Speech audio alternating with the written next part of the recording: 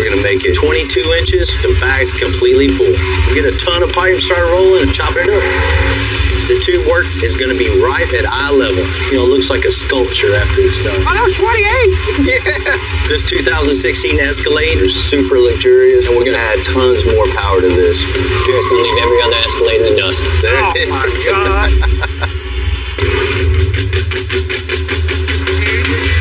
I'm Bill Carlton. I built my first truck when I was 16. And ever since, me and my guys have been out here creating with our hands. Building the biggest, lowest, baddest custom trucks and cars in the game. People don't come here for what they need. They come here for what they want. This is Texas Metal.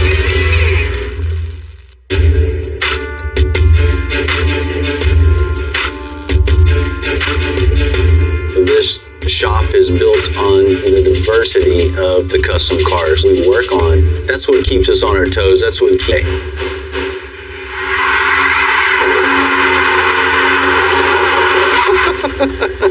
What are you doing, man?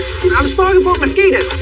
I've known Tom a long time. He owns a construction company and says driving around in a big old custom truck is great advertisement for his business. How you doing, Tom? How you doing, man? Good to see you. A long time. It's been a minute. It has. Love your entrance, man.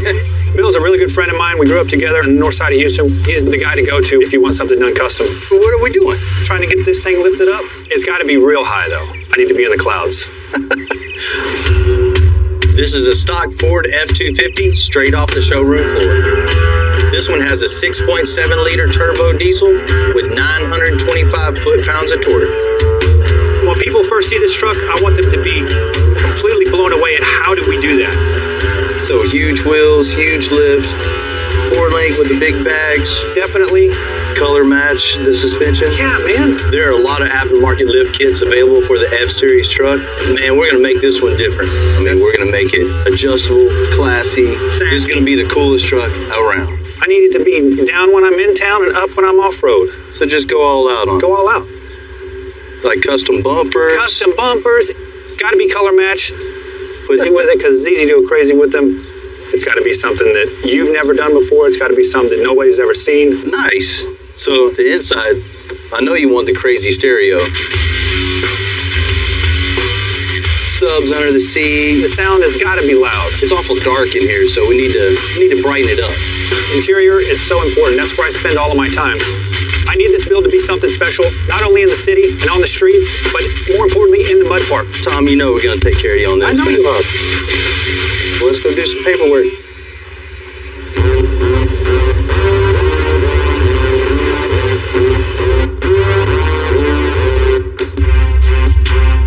Man, I love the challenge of making a custom lift.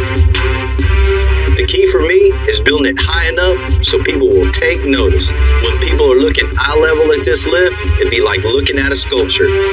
While keeping the off-road performance, that way you can go out and still get a little crazy. So what's this? We got the new 17, 250, four-wheel drive, and platinum. So we want to take it a few steps up. Outside the airbags and shocks, we're going to hand make everything else.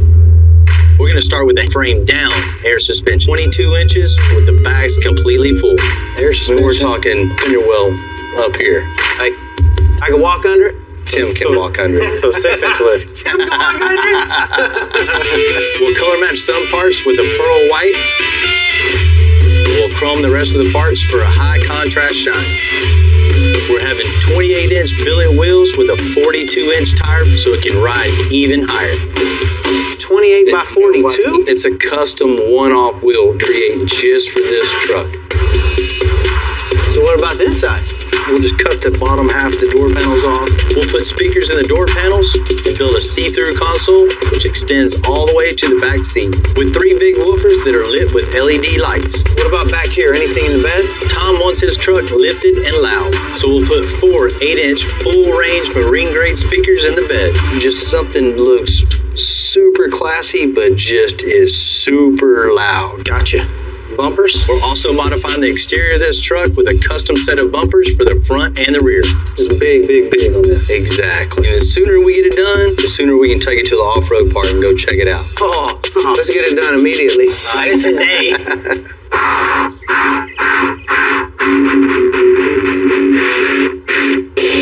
Tear all the interior out of this.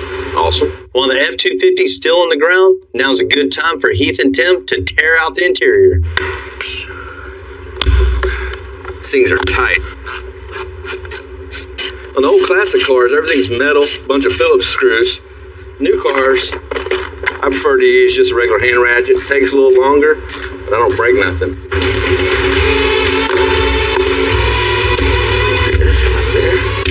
There she goes. Now we got her off.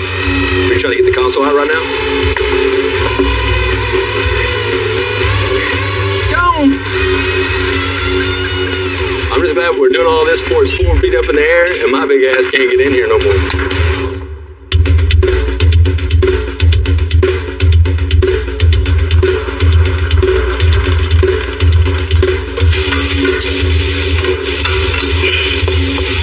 Whole new air suspension for this truck. We have to get rid of everything stock, from the wheels, the springs, the shocks, the mounts, anything to do with stock. We're gonna make a clean slate on this frame so we can start from scratch. Jamie's a real wild man. He just comes together, gets it done, gets ready to go on the next one. There's so much stuff in the way. Gotta be really behind that proportion valve. And I'm gonna score it right here and break the weld. Was it hood time? It's hood time. We're gonna need to clean the frame rails to weld our suspension to. So John is burning off all the stock suspension brackets. Once John's done, I'll follow him with a grinder. I'll grind all this down smooth so we're ready for the new brackets.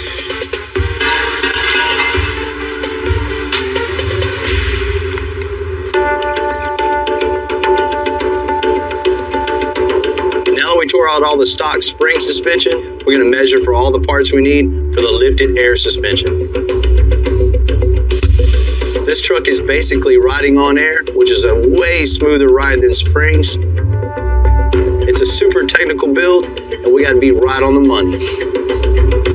That's 21 inches between the center of the axle to the ground. So we had it right on the money. Tall Things tires. look crazy with the 42s, the 28s. Going to have the first set in the world. I'm excited about this. 47. You got 47. All right, I got y'all's pieces. Rudy's fabricated the axle mounts for the 4-link. That gives us a solid place to mount the suspension to the axle. Perfect, man. That'll work. Yeah, 5/8. Yeah. Now we're going to install it.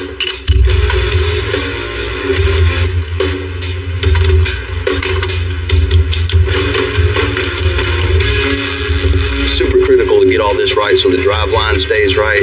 You don't have any vibration going down the road, so it's key to get this on the money. A little bit more back. That'll work.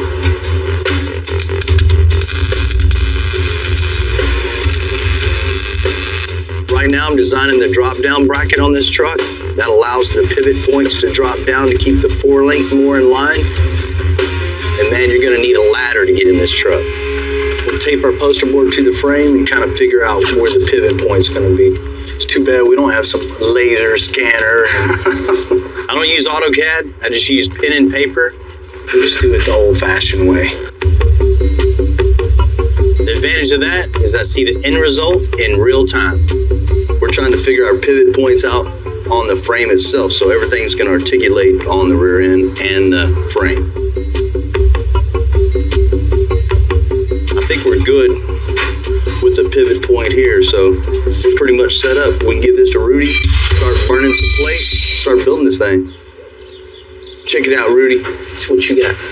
Now it's up to you to make me one whole plate here that bolts onto the whole side of the truck. I want it to hold the back part of the 4-link, the front part of the 4-link, and just some nice style to it here. You want these holes punched out? 3/4. Got some big old Heims going on there? That's right. So I got my template that Bill gave me. We're going to draw it up on the computer. So this is pretty much the backbone of the truck. This is what's going to hold the whole truck up together when it's whipping around in mud, jumping, or whatever he wants to do with it.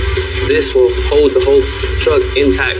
So we gotta make sure it's nice and perfect, and nice and strong too.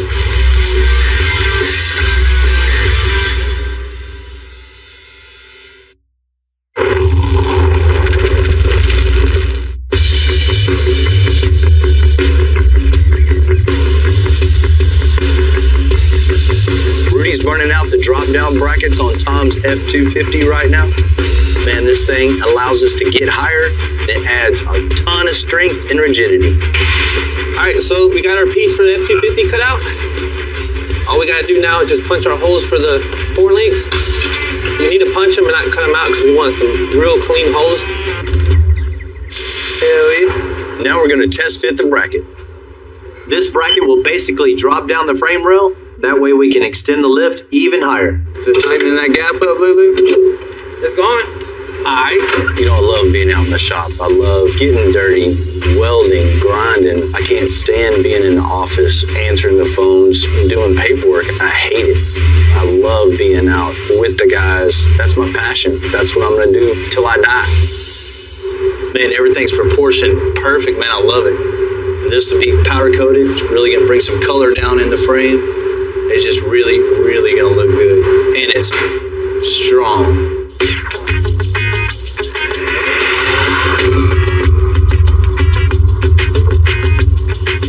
Lindsay is an old friend.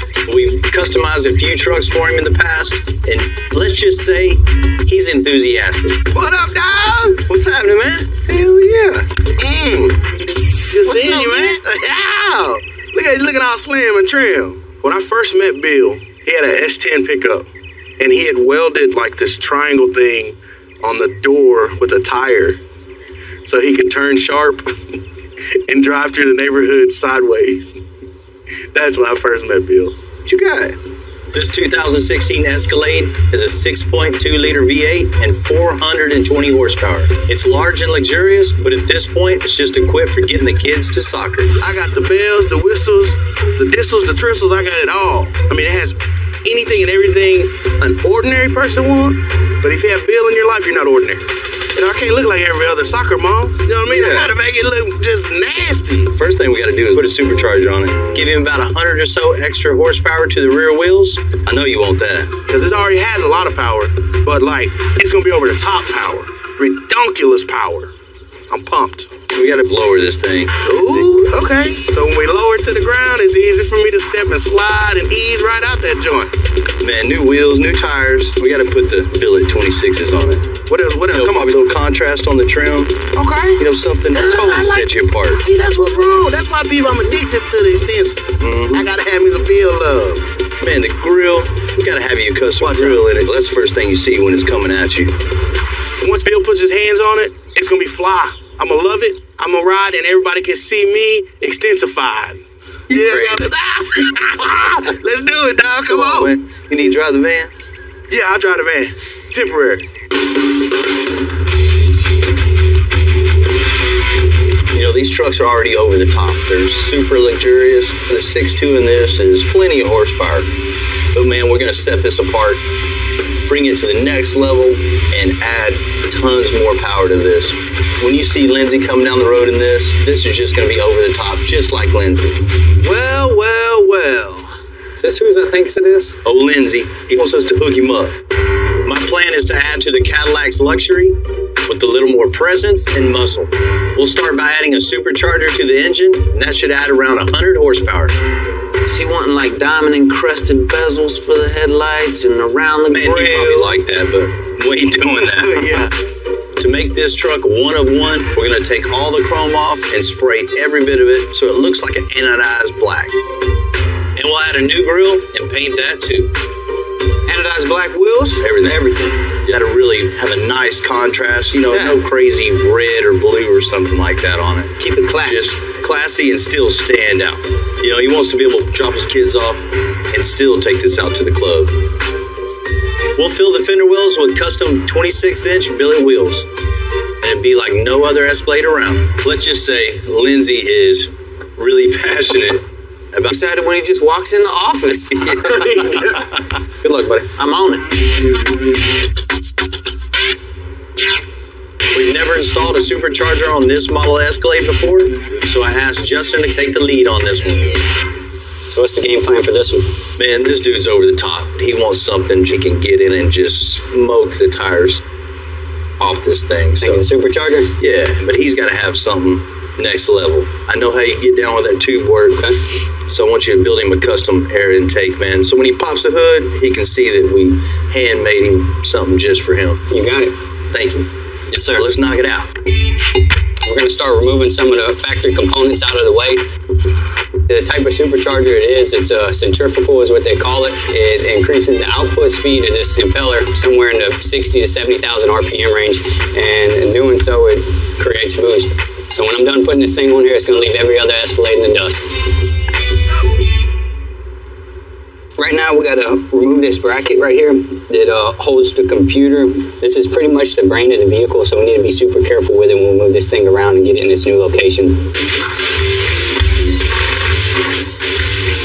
Should slide right out now. Shouldn't have said fight me there, probably would have came right out. Let me see what else I need to move out the way to get this thing.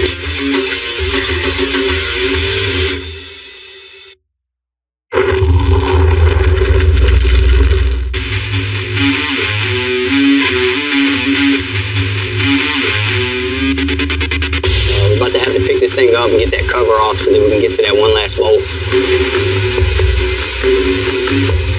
Fitting an aftermarket supercharger in a stock truck like Lindsay's 2016 Escalade is always tricky, especially in such tight quarters. So it's not surprising Justin's having trouble moving the computer to make room for that supercharger.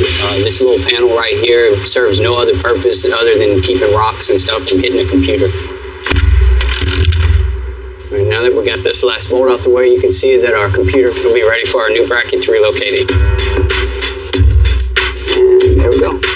The purpose behind a supercharger is to increase the airflow going to your engine. Your engine is basically an air pump, so the more air you can get in, the more air you can get out, the more horsepower you can make. So we're going to go ahead and put our belt on for our new blower setup. So what this is doing is putting more tension on this belt. It keeps it from slipping on the supercharger at high RPMs. So if you went to a smaller pulley, you really crank out some horsepower on this thing. So right now we're about to install our intercooler. It takes the hot air from the supercharger and cools it down before it goes in the engine. We can connect the two with our rubber couplers and hard piping. All we gotta do is snake it through and make our connection. So this 4-inch pipe will support a lot of airflow, which in return means it'll support a lot of horsepower. All installed just like that.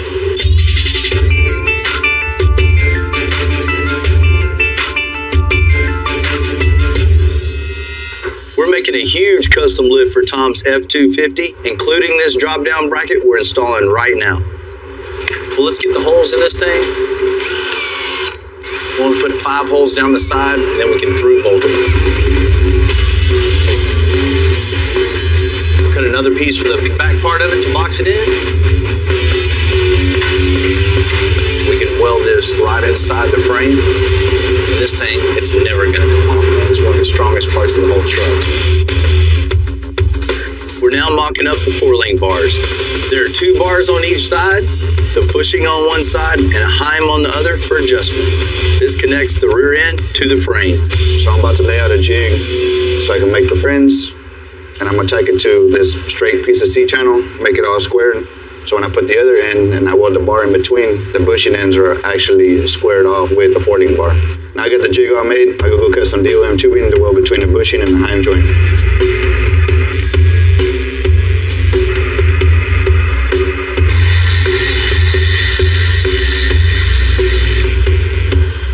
Now I got the piece of DOM in, fit nice and snug, straight, I can tack it. Then I'll remove it, put another one in, and just keep repeating the process. Once they're all done, tacked up, then I'll weld them all out all together in one shot. The drop down is looking good. Next step, just putting the 4-link on. 4-link connects the rear axle to the frame and keeps it centered with your wheel well as it lifts up and down. We don't want this truck driving down the road sideways, so we're gonna make these 4 links equal length. Cool. Put that 4-link John, that looks good. Hell yeah. We get started with the front 4-link bars now, huh? Yeah, man, let's knock them out, get them put on. We'll start building them bag mounts. Hell yeah.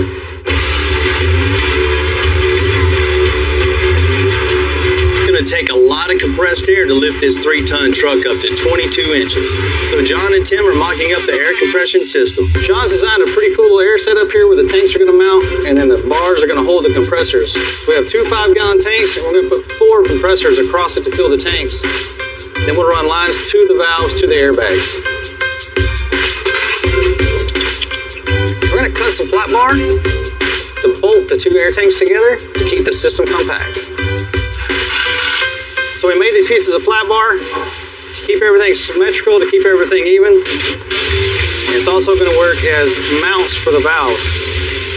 With the tanks mocked up, we're going to tack the DOM tubing on the sides to keep it symmetrical. Good. This will give us a layout for the 4 new air compressors. And that looks good. Now that the DOM is symmetrical, we'll evenly space out the compressors. Pretty good, huh? Pretty good job. The bars, the way they are, it all fans out. It's all symmetrical. Now what we can do is finish everything out here. And after this is powder coated, we can take this, flip it over, put these 4 bolts into it, and everything's a done unit. Up on the air suspension on this truck, Heath has his hands full making the center console on this F-250. This is our shape of our console. This is going to go up into the dash right here, have a subwoofer here, 2 more subwoofers going back down in that direction, and then we have plexiglass sides, lit all up, all white. It's going to be really cool. We'll get this nailed down, and then we'll router it out, and then we're going to make our other pieces that go on the inside.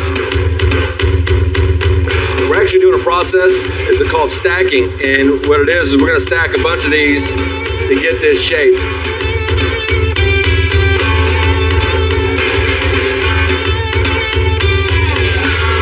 Made all my stack pieces, see, all the way up just to get this shape all the way around. So it gives a cool little design. Whenever you do this stack method, you waste a lot of material. We've got a bunch down there that's just scrapped out, but should be real strong. This box is definitely a one-off. There'll be some people trying to probably replicate it, but they're not going to be able to do the exact same thing we did here. That's as far as I can get on this console until Gerardo gets it all primed and painted out. I have a plexiglass side, so that's going to be see-through. We're going to paint the inside of it pearl white to color match to the F-250. So we're going to go ahead and throw down the base, which is like an off-white. And then we're going to throw the pearl. And after that, we throw in the clear coat.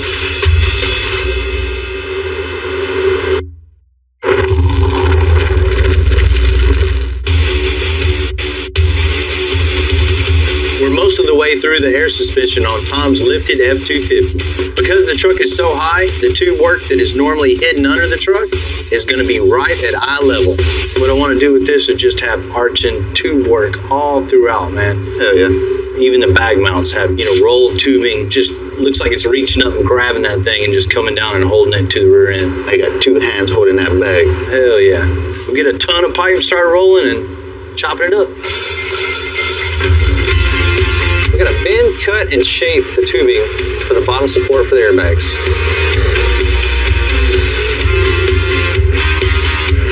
By the time we're done, we're probably going to use over 100 feet of tubing. Such an angel, I need a big halo. Everybody know you got the devil in you. Hey! We have a good idea for the design that's drilled and tapped. We're going to weld the back piece to the frame. We're going to bend some more DOM to come down as a bag mounts. What that's going to do is make it structurally strong and just give it a cool look that everything's rolled and flows together. Beautiful. John, you a bad mofo. I know.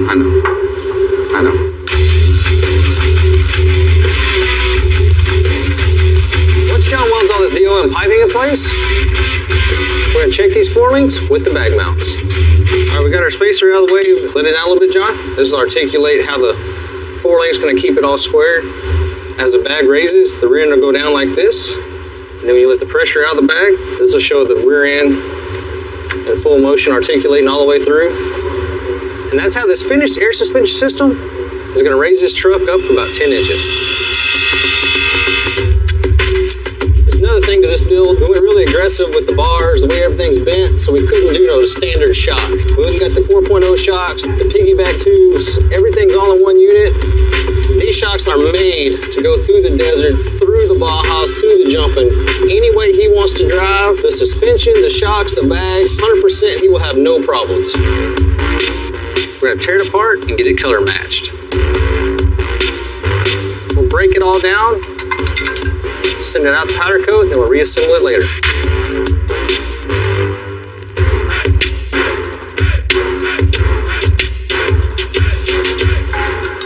With the supercharger installed on Lindsay's 2016 Escalade, I'm gonna have Charlie start working on the trim. And I wanna pull off all the chrome, I wanna paint it like an anodized look. So we're doing all the trim black anodized. Yeah, the factory trim with the wheels, Right, the grill, every piece of the chrome. All right, cool. I got you. Let's get to it. Charlie's gonna start out by spraying these parts black, then he's gonna spray a chrome, then the last coat is gonna be a transparent black right over the top, gives it a transparent anodized look. This is the black base for the mirror chrome. Get us some good coats on there before we start spraying the chrome on there. And then from there, then you do your candy concentrate in your clear, and then you just clear it until you get the desired color you're looking for.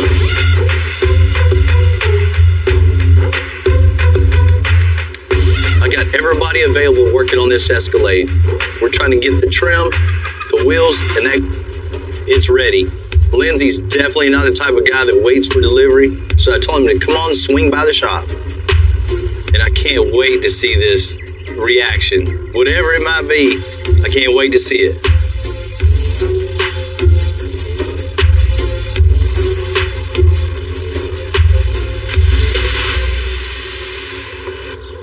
Man, my man Bill. Ooh, Bill. Now you only get one here. My dude. Woo. Drop me. I guess you Man. like it. That's Mac Daddy Nasty. First things first, you see you coming down the road, you see the grill. We couldn't have you riding around with that stock grill in there.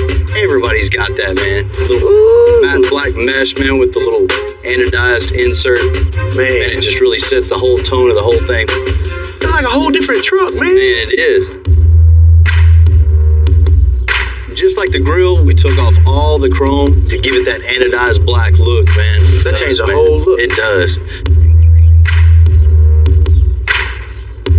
26-inch billet wheels. Yeah. These are one-off wheels cut especially for you. There's nobody else that has these. No one. Bill put the lens cut on it, and he anodized them to match the anodize. Got a 4-inch drop on it, man. Make it easy for me to get in. I appreciate that, dog. That's good looking out. Rain and love, baby. You gotta check it out under the hood here. I'm done with you, man. I'm done with you, Bill. Oh, man. This thing hauls. Supercharger under the hood. It'll leave 2 black marks down the street. It's all intercooled, so it just sucks the cold air in. Yeah. Forces it right in the motor. Extensive. They put their stamp on it, man. He really did an outstanding, spectacular job, man. I'm excited. We need to take it out. Well, let's do it. Let's go.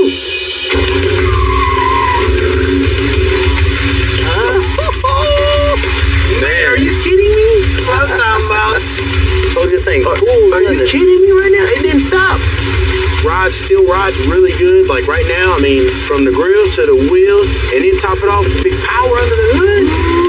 I might just drive it, just to drive for no reason. I won't have nowhere to go, but just start driving. I might drive in a circle. Yeah, just to drive it.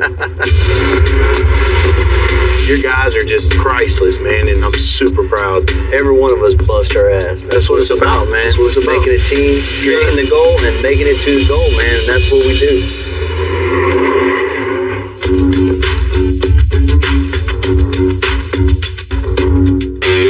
The lift is all built for Tom's F-250. Now I'm fabricating the bar with these marine speakers that are going to go in the bed.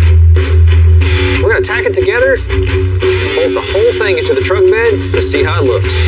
What we're trying to do is put the speakers in the bed without making any more holes. So what we're done is using the bed bolts here to bolt this down. We'll mount them in the corner here, which is a factory lift hooks. And when this goes together, it's gonna lock and make a really solid mount for these speakers to sit on.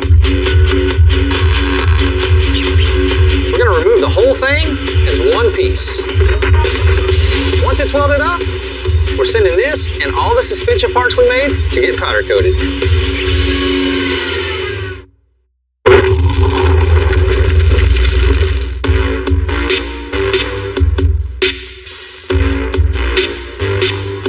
Check that out, man. We had 28-inch wheels custom made for Tom's F-250. We finished making the suspension lift.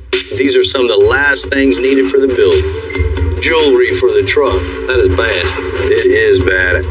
28 by 16 with the 42-inch tire. He's gonna freak out. That massive polished wheel is gonna bring it all together as a finished product. Yeah.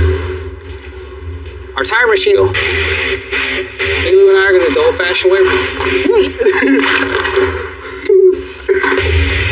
Here, we'll put it on the ground, use some pry bars. Just really soak it real good, and it should slide right over.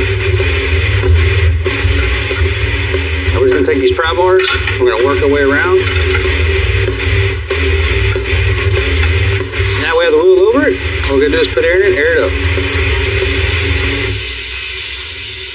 That's old-fashioned tire mounting, 101. Done.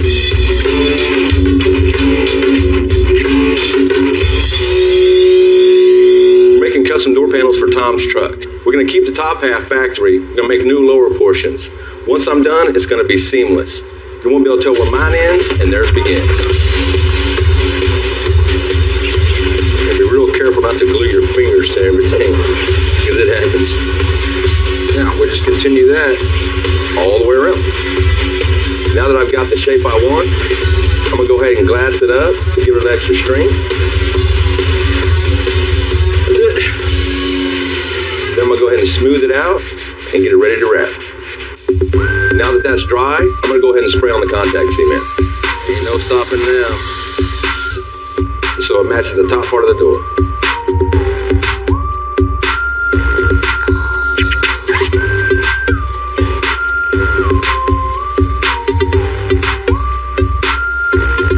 Have our base of our panel wrapped. Now we're going to do our acrylic. Double piece of double stick on here. I'm going to start routing it out right now. We want to match the pearl white of the truck, so we're going to highlight the door panels with some white acrylic.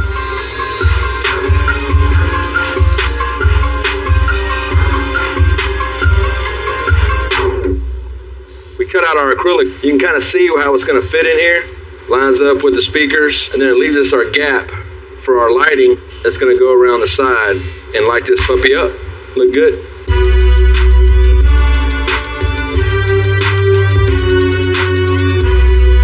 We've broken down the lift and suspension on Tom's F-250. Now it's off to powder.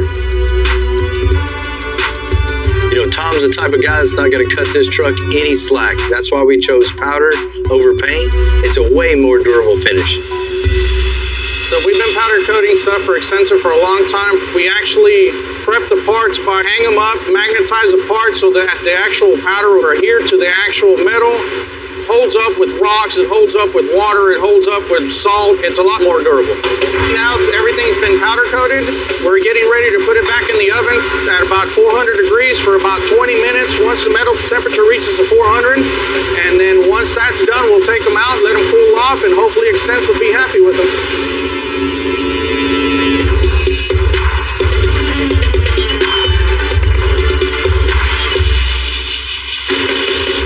We got the console for the F-250 back from paint. We got some cool lights installed. Now we're going to load up the subwoofer.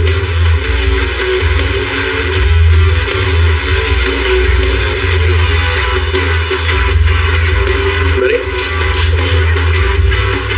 All I got left now is I got to put the lights up top, do the wiring for the subwoofers.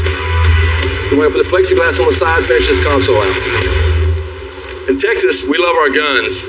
We got caulking guns. Go ahead and seal this up. All right, ready? very careful because we can't move it. Got it? Here we go. There she is.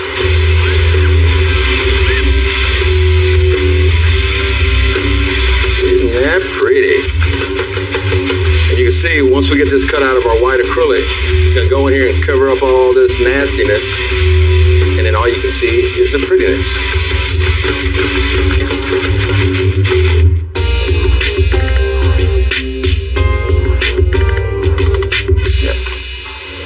We have a new custom bumper for the F-250. Charlie's going to color match it pearl white. This system here, you can actually go in and look up the colors by vehicle if you don't actually have the paint code. And then it tells you the grams of each toner that you're going to put in there. In this case, we're going to need 259 grams of this super white. It's just a little bit. And this one just takes a little touch. As you can see, there's a lot of different colors that go into something as simple as just white. That should be the perfect match that we need to get the color we need to put on these parts so we get them painted and we can get them back on the truck.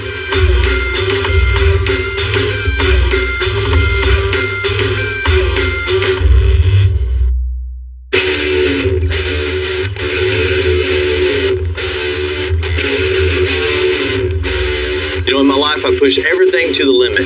I strive every day to build something as small as a trike that we work on. After we design and build them, we got to test it out. You know, we work hard, we play hard, we're at our best when we do both. That's just another fun part of the business. I mean, we have a great time and totally blessed with what we do. It's cool to blow off some steam and just get out and do some donuts and crash into each other. You feel like you're 8 years old again on it. You know, this type of stress relief isn't for everybody, but it works really well for me.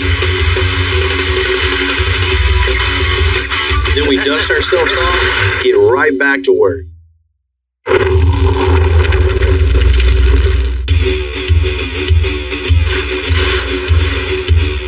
All the parts and pieces for Tom's F-250 are back from chrome, powder, and paint.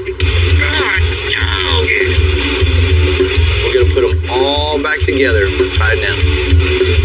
As a final custom touch, we're going to put a ton of LED lights up underneath this thing. After dark, this thing's going to look like it's coming from outer space. I'm going to run 24 LED rock lights. It's going to be high, so everybody's going to be able to look underneath this. So we don't need no wires.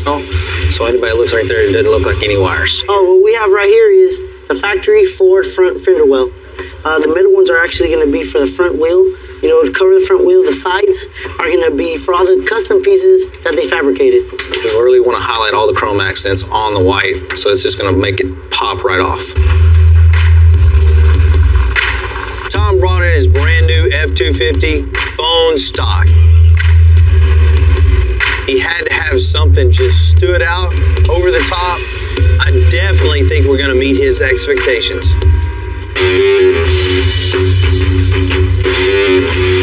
We built this truck for Tom as a billboard for his company and for play. So we're going to meet him at the off-road park. This is where all the trucks, side-by-sides, and four-wheelers in Houston come.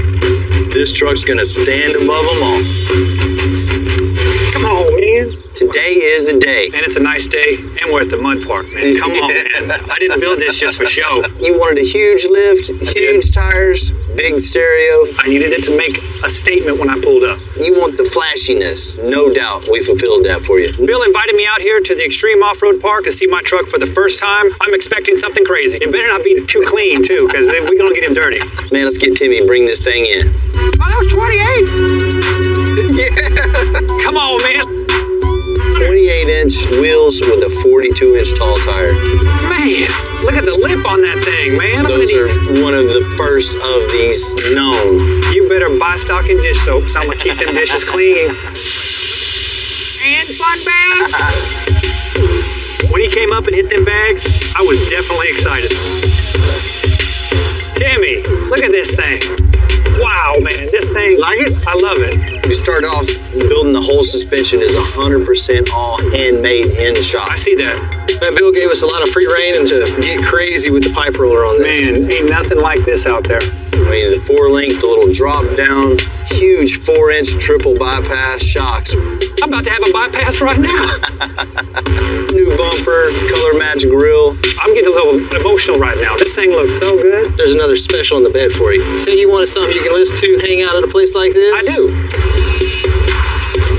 We mounted 4 marine grade speakers in the bed. You can unbolt it out of the factory bolts right there, pull it out if you need to haul something big, and bolt it back in. Man, I ain't gonna be pulling that thing out, man. That's gonna stay in there. Show them the interiors. He did a good job on these doors. Those factory? Check out the back of this thing. I can see all the way through that. Yeah. Speakers in there. The subs are in the console. You see all the floating amps. I know it looks good. Let me hear Check it out. Let me hear it. Everybody's gonna hear him coming. That hurt your ears or what? Man, still ringing, still ringing. That's many hours of hard labor. I can tell. Everybody in the shop you pitched in that really pulled through for you. Yeah, I see something here that I'm going to have for a long time. I can't thank Bill and his team enough. Man, they do awesome work. Every one of them puts every bit of heart into this. I mean, it looks so good. I need to drive it, though. Let's check this thing out, man. Man, wipe your feet. Let's go.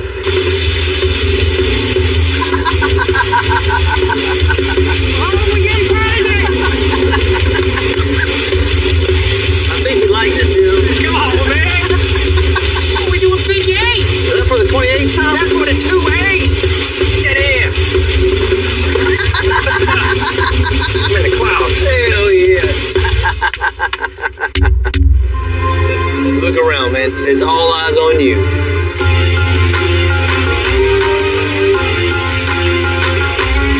Met your standards? Man, thank you, bro. Met my standards, man. This is above my standards. Glad you love. See families doing that no more. Then you don't. Get rid of everything that's underneath and just start over. And then the fun part, the steering. Hating myself already for coming up with another one of these ideas. 1966 Cobra replica. Mr. Rollbar. For looks and for safety. So it's going to be a little more complicated than I thought. We got to create the structure underneath to hold all this together. This will make it or break it.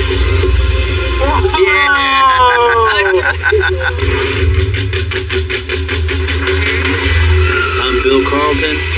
I built my first truck when I was 16. And ever since, me and my guys have been out here creating with our hands. Building the biggest, lowest, baddest custom trucks and cars in the game. People don't come here for what they need. They come here for what they want. This is Texas Metal.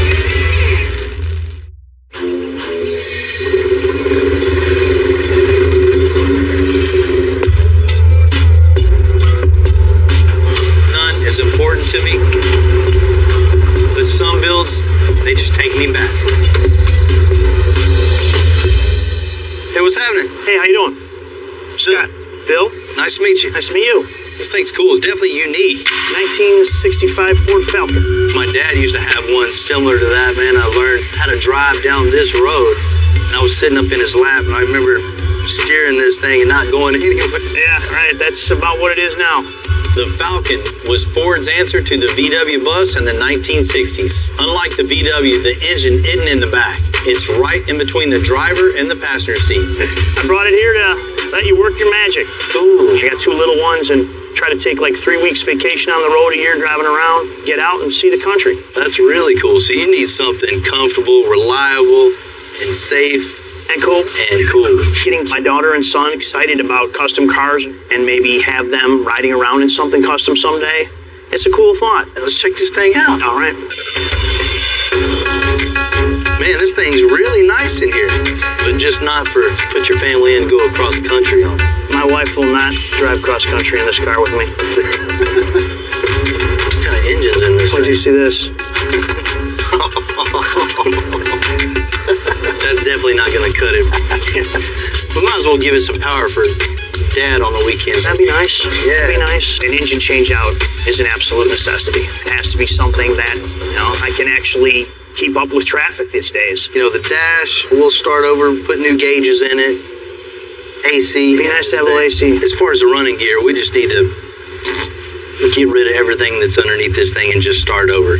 New engine, trans, independent front suspension, rack and pinion. Make this thing drive right, because I know it's all over the road right now. Let's check out the rest of this thing. You got plenty of room in it. A lot of studio space in there. Yeah. You're wanting something nice, comfortable for the family, for the kids in the back. You want like TVs, iPads, anything like that? No TVs. Stereo, music would be cool. We got to think about it being unplugged back here. Use the windows as the screens. I get where Scott's coming from. Totally unplugging, getting out, seeing the road, and letting the family enjoy what's out there. I wish my kids could do that. Let's go make it happen. Great.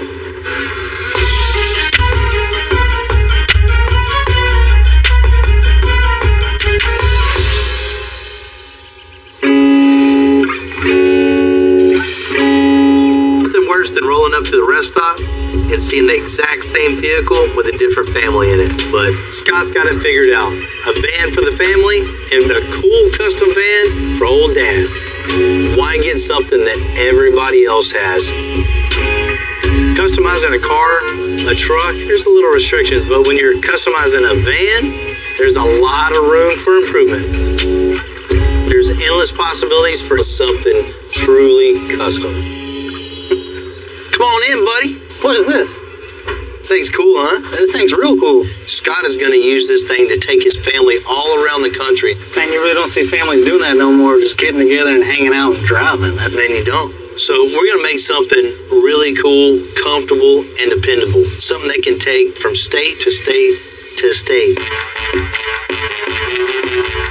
This thing's got some miles on it. No motor. It's definitely seen better days. We got to change the power plant. I'm thinking it's a Ford truck, so we got to stick with the Ford engine. Let's go with the EcoBoost and plenty of power. Super sporty. He'll love to drive this. Hey, check this out, man. Look at this. Yeah, it needs some suspension work, huh? It needs a little bit of suspension work. We're going to go through this whole thing, front to back bumper. Nice rack and pinion on this thing, and something that's really stable and tight and fun to drive. Going from that, reconfigure the dash. He wants AC in it, of course. With all this glass in it, It's going to get super hot. This interior, man, has got a ton of room. This is going to take some work, really dialing it in. So Heath and John really got to get creative, use this space wisely, and make it comfortable for the whole family to be in it. You sure you want to give Heath and J-Lav just free reign to do whatever they want here? No. There'll be taco sauce all over this thing. 4 disco balls and 15 speakers right here.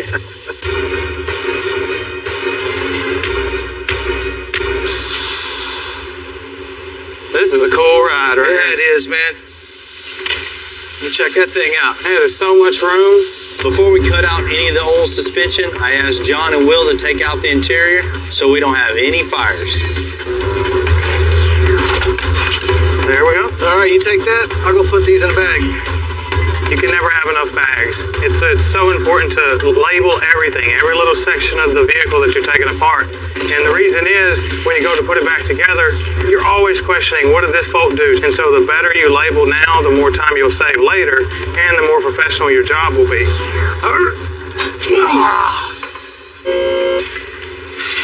Man, vehicles came a long way since this was made, huh? Mm-hmm. First thing we're going to do on this is just rip out all the suspension, motor, trans, rear end, the whole drivetrain. Let's have a bare van body underneath this thing. So we start fresh. Cool. This van's got problems, I got solutions.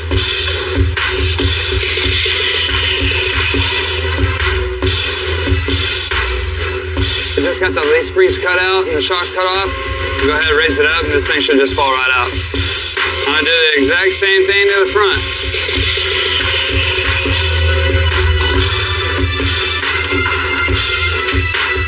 Since we're going to be pulling the transmission and the engine together, I'm going to go ahead and pop our transmission linkage, shifter linkage, all that stuff. Take a couple bolts out on the bottom. Things should come out pretty easy. Now I got the big factors out of the way, I can come through here and just tear this thing down completely.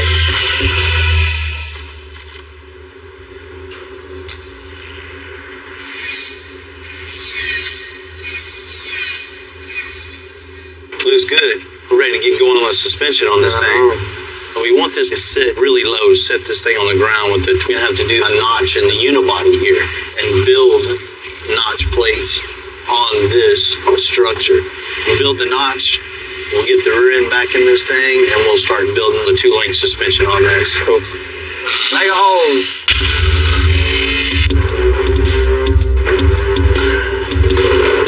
This whole van is a unibody construction. What that means, there's no full frame underneath this. The frame is actually built into the body, which gives it the strength and rigidity. All this is in the way, so we're going to start by cutting all this out, get our cross member in, and then we'll go back to connecting it all back together as one. So you see the line, how everything lines up with the top of the frame rail. This is exactly how we want it. Perfect line, straight across. It's going to be level with the top of the frame and the bottom of the frame. Once I get this tacked in, I can cut the bottoms of that off to where they're even with the frame. Now that I got the ends cut off, I'm going to go ahead and make all the pieces to box this in. It's all going to be out of flat bar, same size, same thickness. So I'm going to make everything all at one time. I'm just boxing in the C-notch right now. Just all those pieces I cut out on the iron worker, tacking them in, making sure everything's square and true. And just get this all tacked in, weld it up, then I'll be ready to cut out the center.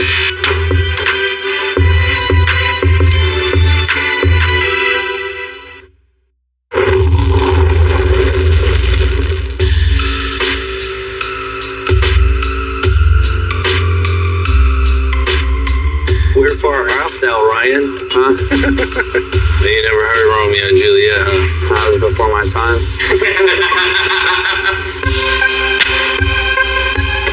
You know, this old Ford Falcon van came with a straight front axle. We're going to convert it to an independent front suspension.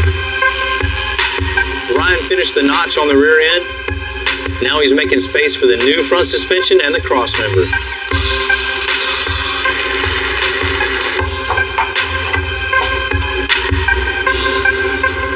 So everything's cut out and the cross member is marked up in there, but you can see the direction that we're going to take this.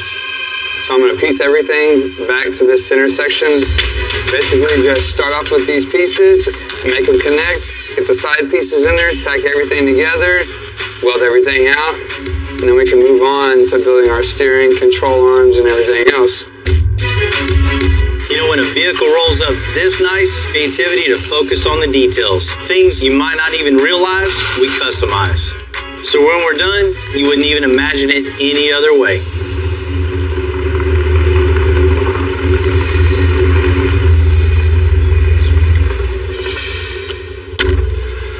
What's happening? Hello, how you doing? Hey man, good. Juan, nice to meet you. Nice to meet you. You got the little Cobra, huh? Yes, sir. But this thing looks fun, a little replica. It is a little replica.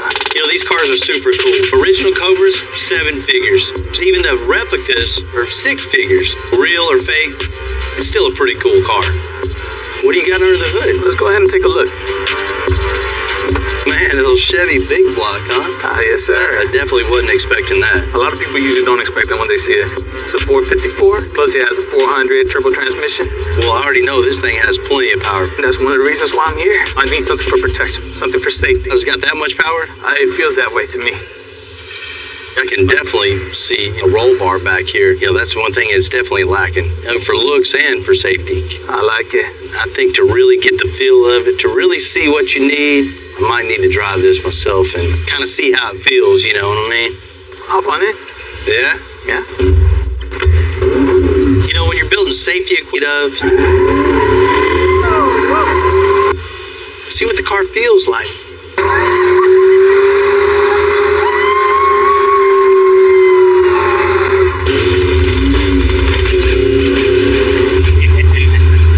Sure that when I came in, Bill already knew what I was really looking for. Any excuse to get it out on the open road, hey, it's fine by me. This thing rides good, handles good, looks good. But I definitely see what you mean. You know, at times it feels kind of squirrely and unsafe for sure. because it has so much power. I appreciate you letting me drive this thing, really getting a feel for it. It actually does help with the concept of the styling of the car. Yeah, that's the only true way to get an understanding and seeing the need for it. For sure. You know what, maybe, yeah, it does need it. That was something, wasn't it? This thing's fun to drive for sure. We'll take care of it for you, man. I appreciate it. Let's go do some paperwork. Thanks, sir.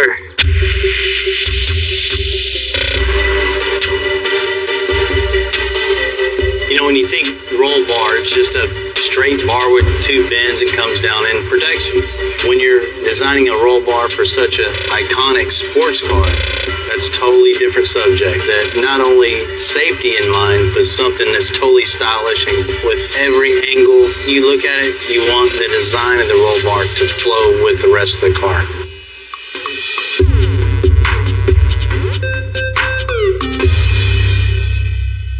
Oh, here it is. It's not bad, not bad. What are we gonna do to it? We're gonna body drop it. Come on. No, man. I mean, you see, this thing's missing something. Miss the roll bar. You know, this has a big block Chevy in it, runs super good. If he's not paying attention, he's gonna need some extra protection in this thing for sure. Definitely. That's a good idea. You've seen the ones with the loop back here, the big bar in the back. We don't want that. We want something that has clean lines with it, something that emulates the front curvature of the glass. So when you're behind this thing, it just matches perfect. And not only from the rear angle or the front angle, from the side too. We want to slope this thing so it all flows together. Once we get it all done, we're going to chrome it too, so it matches front and rear bumpers. So I understand the idea you want to do. How are we going to angle this down to the frame? Man, we're just going to put some plates here and bolt it to the fiberglass so it looks cool. I know better than that. No. You know, I haven't taken all this apart to really see how to tie it in yet. You know, that's what we need to do next. Strip it out and strip the trunk for a solid foundation. Okay. Everything we're going to do is get to it. Yeah, let's do it. It's kind of crazy. That's what holds the seatbelt on.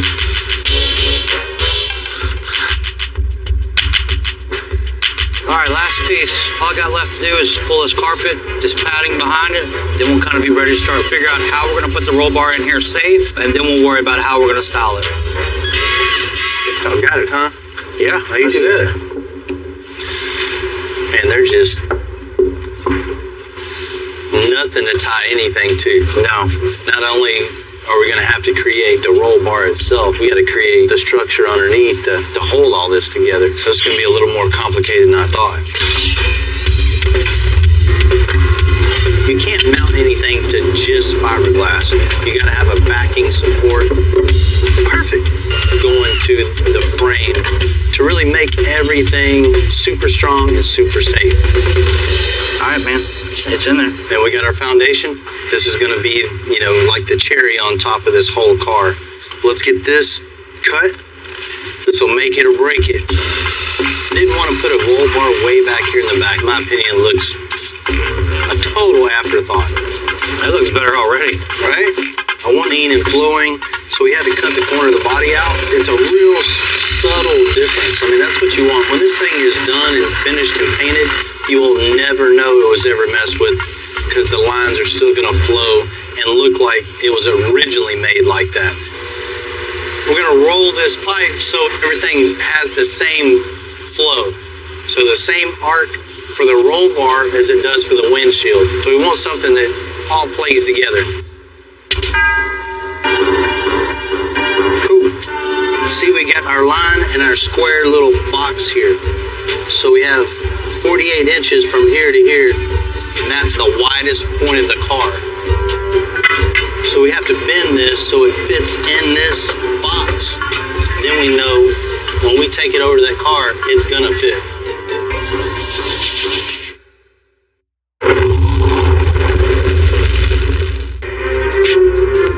This might be a replica of a 1966 Cobra, but it's got a real deal 454 Chevy big block. So the roll bar we're making, it has to protect the passengers above all, while also looking like the Cobra should have from the factory. It's got a pretty damn good flow. Maybe a quarter measure all day long, but especially something like this, it's pretty damn close. Everybody's gonna be looking at it. They're not gonna be measuring it. Did you ever get in trouble for staying on the couch? You really want to check every angle. Say that real quick, Jim.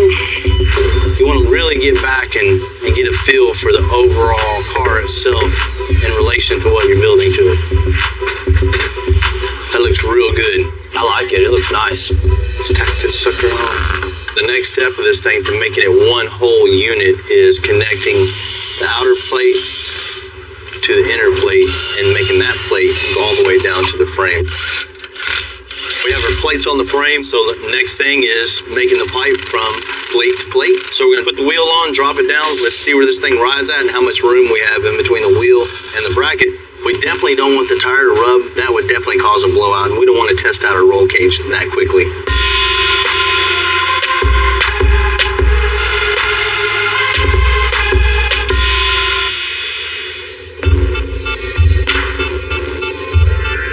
Factory engine on a 1965 Ford Falcon only had 85 horsepower. On the plus side, it was fairly compact horsepower.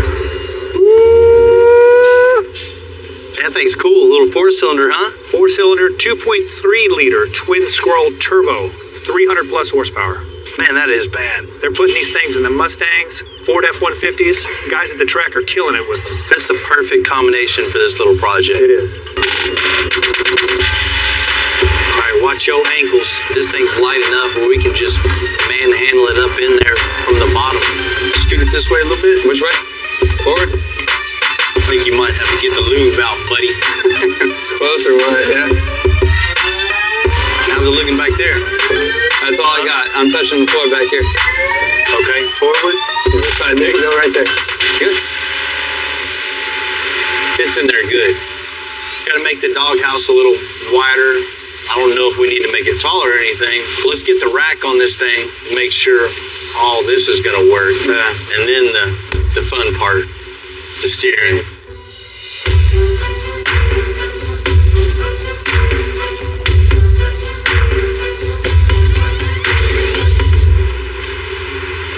That's looking real good. Got the radiator in, rack mounted. Looking all right. You see what I'm looking at, though? Yeah, you know the next thing is coming. And you got the column out here. The wheels are way out here. It's super easy to connect the rack to the steering. Yeah. But on this, we're going to have to connect the column all the way back here to the rack. It might not seem that hard, but out of all the ones that I've done over the years, I've never had to deal with this. Yeah. Anytime you see it when it's done, you go, oh, that's easy. Yeah, exactly. But it's figuring it out and getting it to that point. Exactly. Always like a challenge. Yeah, of course. Let's drop it down. All right. What we're doing right now is just putting the column in its place. So everything needs to be mocked up. You know where everything's at before you can start anything. This is just where the factory alignment was. We put it back in the original spot. So next thing is to lift this thing up and start making the snake. You see how much room we have here is not very much at all. So we got the column as far into the van as possible, but it's still a little too long. Let's cut the end of the column off. All right. And then we're going to drill a hole in it all the way through. All right. We're going to cut you a little piece of the double D. So we'll use this little knuckle here. But we can start with this once it's at the bottom of the column. Ain't gonna work. I've never used a double knuckle like that before, and man, it's just lining up. I haven't either. The main thing you look for when you're figuring out a steering shaft is make sure all the U-joints aren't in a bind. You want it to be smooth, free, and clear, and double knuckle is too many moving parts all at once. There's no stabilization or something like that, so it's just gonna flop all around. So it's one frustration after another, right? Oh, man, you said it.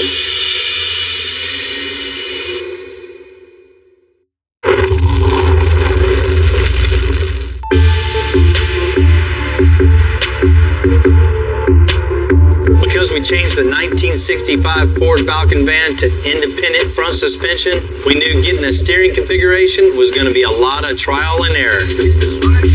What's up, fellas? Look what I got here. Buddy? Oh, fresh out the box. That's what we need.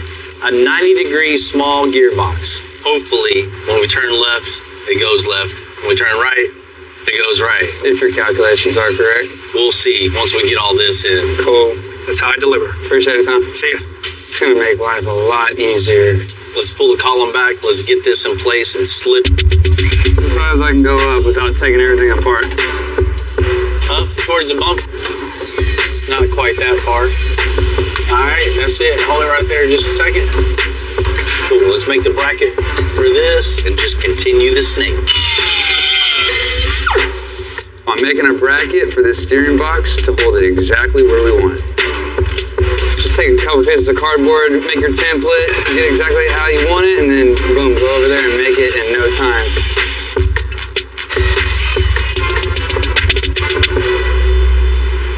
Yeah. Turn to the right. That's exactly what we needed. Problem solved, man. I love hearing those words. Man, it works good. Awesome. You know, I was super nervous about how we're going to get this to here. Never done that before. It looks simple now, you know, once it's done, but the ingenuity behind it, there's a little bit of figuring. Button it up, let's get it to the body shop. Cool.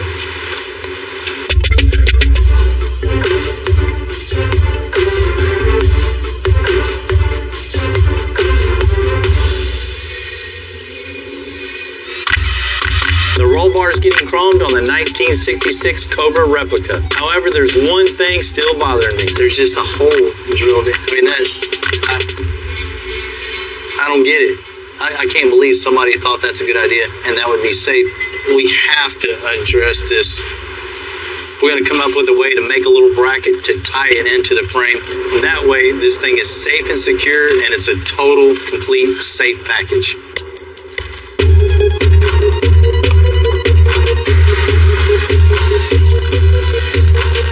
I'll be really comfortable putting a seatbelt on that now. It's not just the seat belts, the seats are also bolted to the fiberglass. So we're gonna fix that too with some new brackets. All right, everything looks good. It's all welded in. Should be nice and safe now.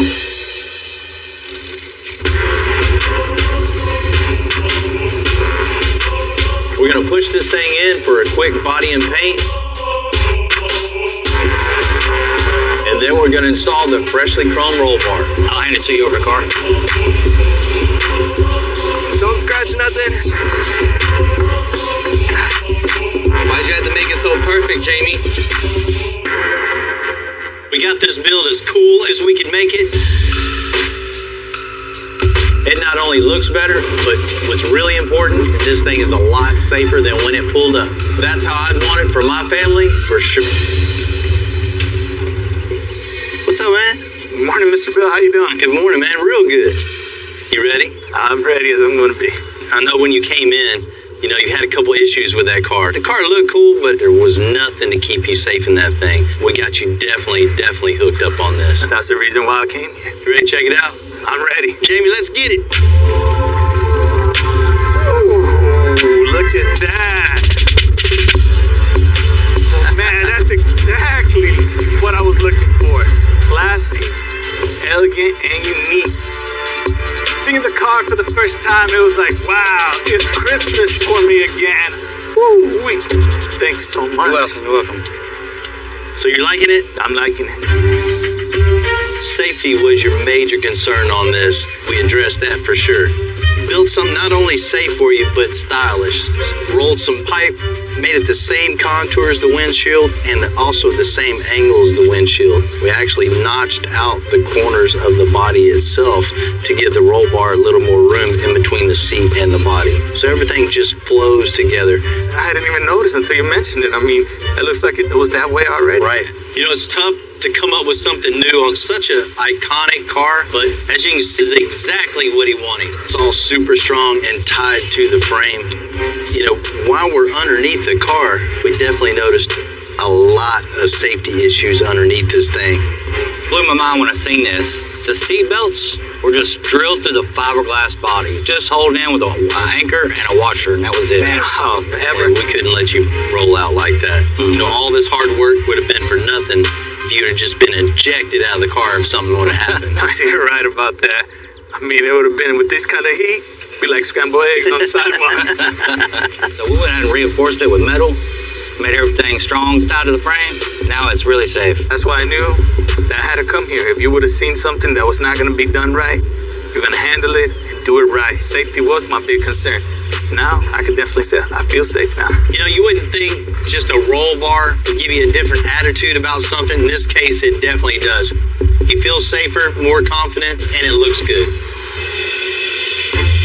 I just want to say thank you to Bill and all his men here at Extensive. They did a phenomenal job. They went ahead and they put a bolt right here, so that way the belt is actually on the frame. Nice. Every time I got in the car, I used to be nervous. You don't want to sit on the other side with me? Now I really feel safe. That too.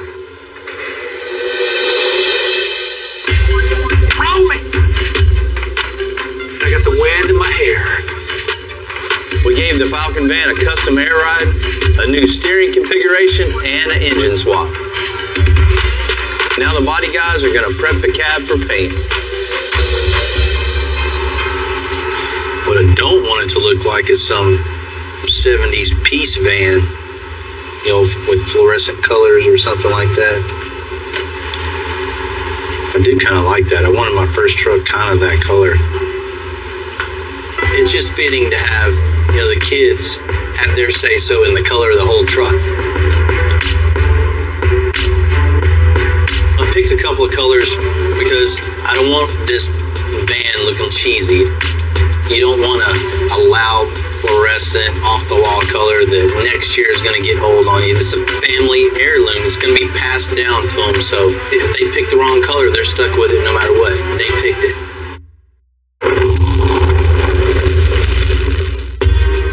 You know, a huge part of the custom world is dads handing down their passion for cars to their kids. That's how we keep this whole thing going. So we just love how Scott's getting it. What's happening? Hi, Bill. Nice to see you. I got Heath here. Hi, guys. Hi, Heath. You guys ready to pick some colors? He's so shy. Ready? This is the brown. No, I don't like the brown. Okay. There's a green. The green looks cool. I like the green. Let's see what's next. Got like a tan, like a goldish tan. Oh, man. All right, there we go. All three of them at once. So vote for my favorite one. I like green. Green's your favorite, Cole? What's your favorite? My favorite is tan. Your favorite's tan. All right, Scott. You're the tiebreaker. Maybe we could do green or something. So I think it's going to be green. Green it is. You got it. It's a great choice. All right, guys. Appreciate your time. Thank you, guys. Hey, it was nice to meet y'all. Nice to meet you. Bye. Green it is. You know, all honesty, that was the color I was hoping they picked. This green's really going to make the whole thing stand out. With so much space in this van, the sky's the limit. And that's what I asked John to do. This thing is as big as the sky, so we're going to do a starlight headliner on it. I'm going to start when I go to put in the fiber optic lights. I'm actually going to be using a needle to poke holes in this, so I need something that's thin enough and easy enough to get through, but yet still strong enough to help hold the form and shape. Hey, look at that. It stayed together. Now that we got the headliner all built, wrapped, and ready to go, the next thing we got to do is we got to install the fiber optic lighting. To do that, I'm going to have to take these fiber optic strands here and I have to poke individual holes for every one of them. I've got 780 of them here. I better get started. I want to try to get this thing done before the real stars come out. There's really no easy way to go about this. It's just going to be time consuming and just got to sit here and do it. You know, it's just going to matter of poking all these holes and running everything through. But the final product will be so worth it. And I think it's really going to have that wow factor.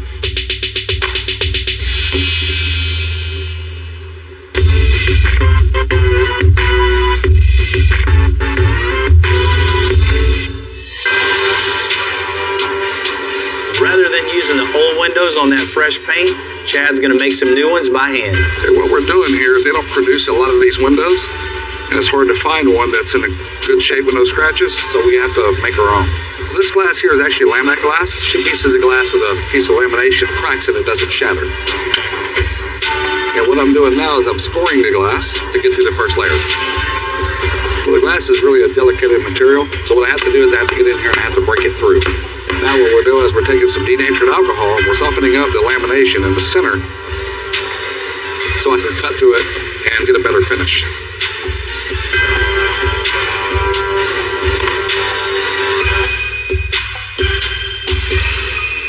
There we go.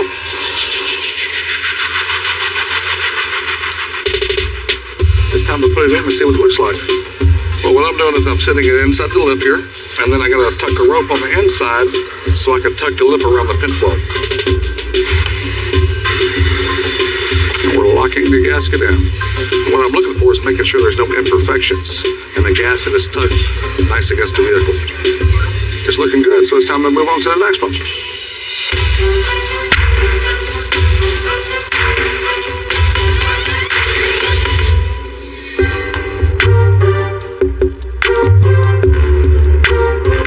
After 4 long days of dealing with this and poking all these holes, finally have them all in. As you can see, there's a ton of fiber optics here.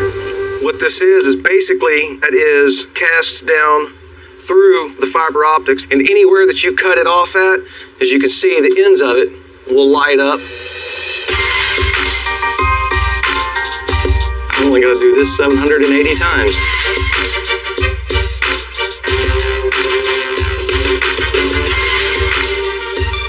About halfway there. 780. All right, let's see what this thing looks like. It's looking stellar, you could say. Kids should love it. That's so cool. Yeah, man, it's gonna be like camping out at night. Yeah, just riding along, looking at the stars. All we got left to do now is get this thing installed in the van and get all the trim work in around it. You know, it's pretty cool. I think back of all the days growing up with my dad, working with my dad. He loved welding and fabricating, you know, and taught me that skill set. And I applied that to the car aspect. Totally opposite. Totally opposite for you. Your dad was everything into it, but not a welder, fabricator, nothing like that. Me and him are a lot alike. My dad's all in the cars. I would have rather been in the shop with my dad getting dirty rather than sitting at home on the couch. You know, they inspired us and footprint on our children. Mm-hmm. Dude, my kid's 4 next month, and he's really taking a liking to all this stuff. It'll be really cool, you know, to see him kind of follow my footsteps. That's it. Keep it going. Keep it going, man. The most important part is showing your kids your passion for something. Yeah, it just gives them a little want to, you know what I mean? You gotta have that want to. If you don't care to do anything, you're never gonna be good at anything. Thanks, Dad.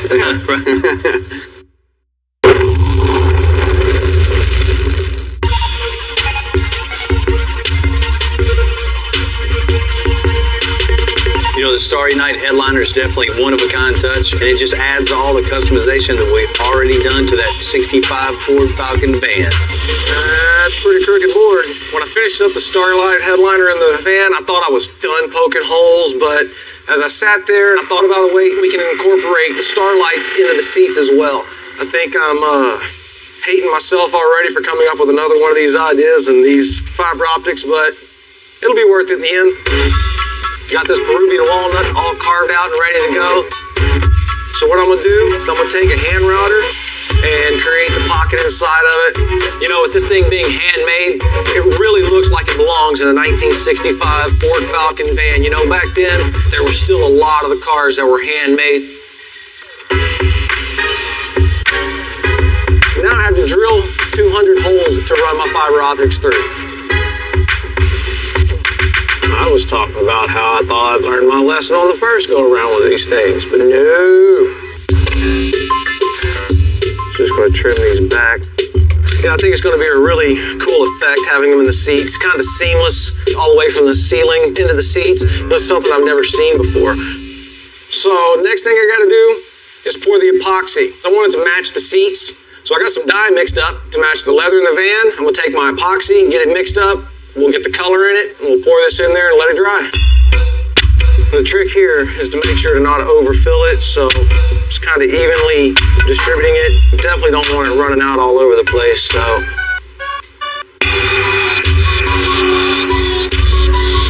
right, now that I got the seats all covered and everything, the next thing I got to do is just get the nerve up and cut this thing open. Oh, it's a sickening feeling. It'll so be worth it. Just gotta remember that. It'll be worth it. So once I get this all glued in here, then we'll get the emblem in it. Man, this looks good, dude. Yeah, man, I think it turned out real nice. And they're gonna love it, dude. Well worth it, you know. I can't wait to get it to the kids and let them see this thing. Scott and his family have been waiting a long time for this van, and I know they're ready to get it back. Scott's a really busy guy running his construction company up in Chicago, so we're going to ship this van straight up to him. Since this is a family van, I thought I'd ask my kids just to get their take on it, see if it's cool. You guys ready to go home? Yeah. Yeah. Been working hard today?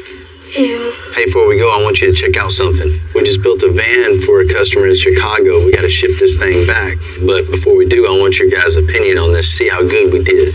Okay, let's go check it out. You want to see it? Yeah, let's go do it. Come on. Come on. So I want your guys' honest opinion, okay? Okay. Not just because I'm your dad. I want you to really tell me what you think, okay? Yes, sir. We've seen a lot of like what our dad does around here. He just never really asks for our opinions. This must be like a pretty special one. John's bringing this thing out right now. It's going to be here any second. You know, the moment of truth, I hope they like this.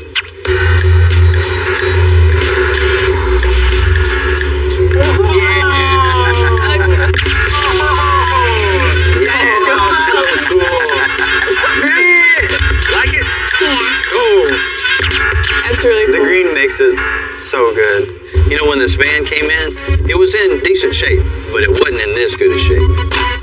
We had to rip out all the old suspension, and we put brand new air suspension on this thing. With rack and pinion steering, it drives like a modern car should. The way it sits like really, really, really low to the ground, so cool. Right? Yeah. It gives a new little attitude. You know, we spent a lot of time on the suspension and steering on this van, but you know, the kids would never know that. That's all they want to see is just this thing go down the ground and get really low. And the old engine just wasn't cutting it either, so we got a brand new 4-cylinder turbocharged in this thing. That's cool. That's why you hear that nice little blow-off valve when it comes up. It goes, and it's got plenty power. Of course, we had to have upgraded brakes, big wheels, freshened up all the paint, and all new chrome. Man, Dad, I really like the color. I think it makes the van pretty unique. His kids picked that color out. They have good taste. Yeah. You know, I spent a lot of time on this interior thinking about my kids, his kids, me personally. I love it, but I can't wait to see what you guys think about it. You want to check it out? Yeah. Check this out. That is very I like the lights. The stars make that so nice. John's got a lot of time in this thing. I spent at least a week poking holes and running lights. By the end of it, I was done with it. Right. It looks worth it. It was well worth it. I'm very happy with it. That being in this van made it 10 times cooler. That's stuff we don't see every day in a van. You guys get in there and check it out. Yeah. Heck yeah. They're really comfortable. Right? Very. Yeah. I love how many windows there are. The lights look better up close, too. You know, you guys are so busy looking up there, you didn't even notice there's no TVs and no screens anywhere in here, right? The whole point of this is family time. Yeah. Just being focused on family and the trip and spending time together and not on your phones or, you know, watching a video. I think these guys' kids are definitely going to enjoy having lots of fun adventures and trips in this van. I'm already jealous that they get to take a ride in that. This is my favorite car that you have built. Really? Yeah. I guess we did pretty good, John. That's why you gotta make us one. John did most of the work. I got my kids' seal of approval, so I know Scott's kids are definitely going to love this van. You know, look at the overall van, the interior. Man, I love this little van. And Scott, I can't wait for you to take your family on the road and really hear about those trips you're going to take together. If you're ever road tripping through little step. So how much more money do I owe you? This little puny bumper. And I ain't going to cut it. This thing's finally starting to look like something. 1934 Buick. It looks perfect. I'll tell her we're cutting this up. We'll take this original engine out, put a late model Chevy in it. We're going to piss some people off.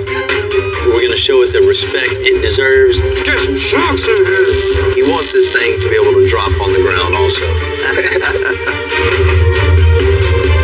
Holy shit, that's beautiful. And it's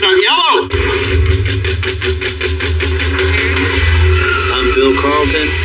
I built my first truck when I was 16. And ever since, me and my guys have been out here creating with our hands. Building the biggest, lowest, baddest custom trucks and cars in the game. People don't come here for what they need. They come here for what they want. This is Texas Metal.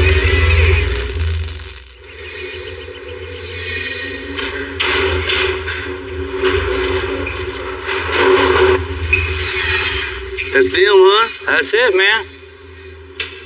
8-inch springs? Yes, sir. That's what we need. It's perfect. It's going to put this thing in the perfect ride height. That's way Let's go better ahead and get these things underneath here. Get little one. Let's knock this thing out. Let's get it bolted up. Everything is extra large on this 1996 International dump truck. It's one of the biggest builds we've ever done size-wise. All right, let's go. We have these leaf springs arched an extra 8 inches. You know, it's not every day we get to convert a huge old work truck into a show-quality, flatbed, militaristic truck. But man, when we're done, there's not going to be another one like it. That was kind of difficult. That was a little difficult. You ready for the next one? Yeah, let's do it real quick.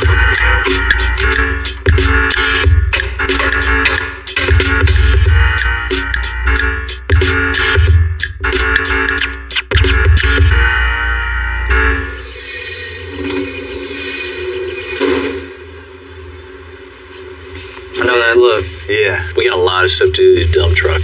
A lot. I mean, rear suspension, parallel 4-link with the big, huge triple convoluted bags. You're doing the whole rear end, hangers, 4-link, bag mount, shock mount. It'll take twice as long to do the back of that truck. Twice as long to do everything on the truck. Build the bumper, paint the thing, the whole interior. Wasn't the engine really messed up? Yes, that reminds me too. I put a call in with the one-way diesel guys. They're coming down, and they're going to tidy up the engine compartment and get this thing running good. At least we're getting a custom-made bed for it.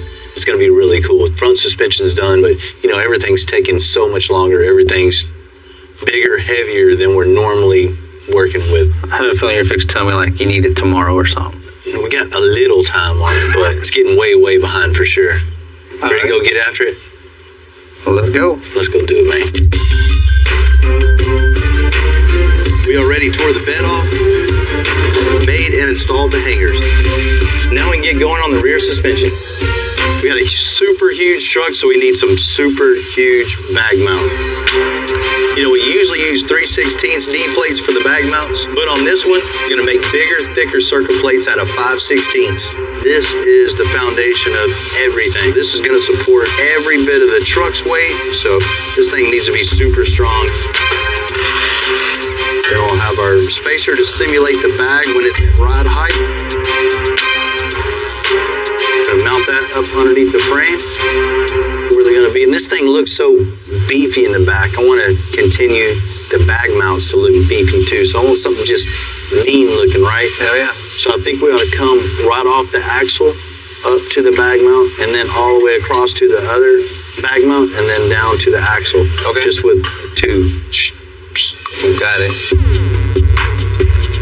We'll just bend it. We're not going to roll it or anything because it's a boxy truck, so we'll continue with just square bends. It's still going to look really cool and be really strong.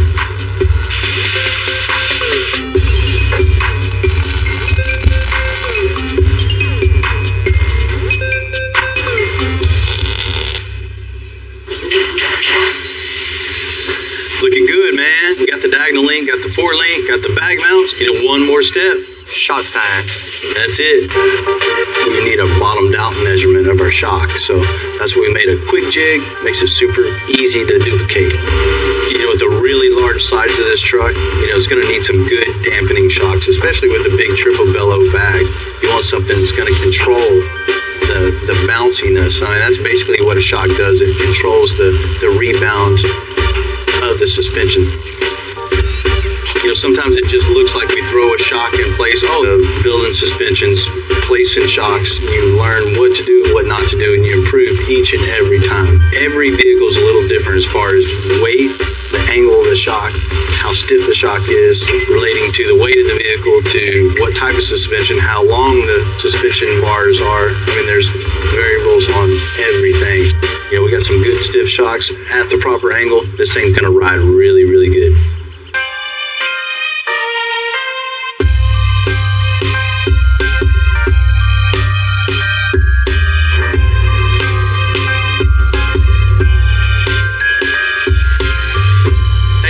Hey man, what's going on? A good trip for you? Oh, absolutely. Great roads all the way up to Houston from Oklahoma. Man, I sure appreciate you coming down. I think we may have built exactly what you need for this build. Cool, man. Let's check it out.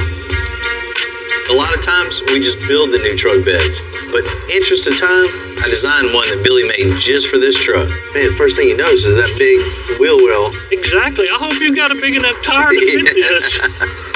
Definitely. I'll tell you, man, when I saw the drawings, I was concerned, but I know you, it's all good. Got your gooseneck hitch, your receiver hitch built in, so be able to tow and haul with that big rig. Yeah, this thing's cool. You know, this isn't off the shelf. It's not off the shelf, I'll assure you. Certainly. Off and get it on the truck. How much does this thing weigh, you think? I don't know. I hadn't built it before.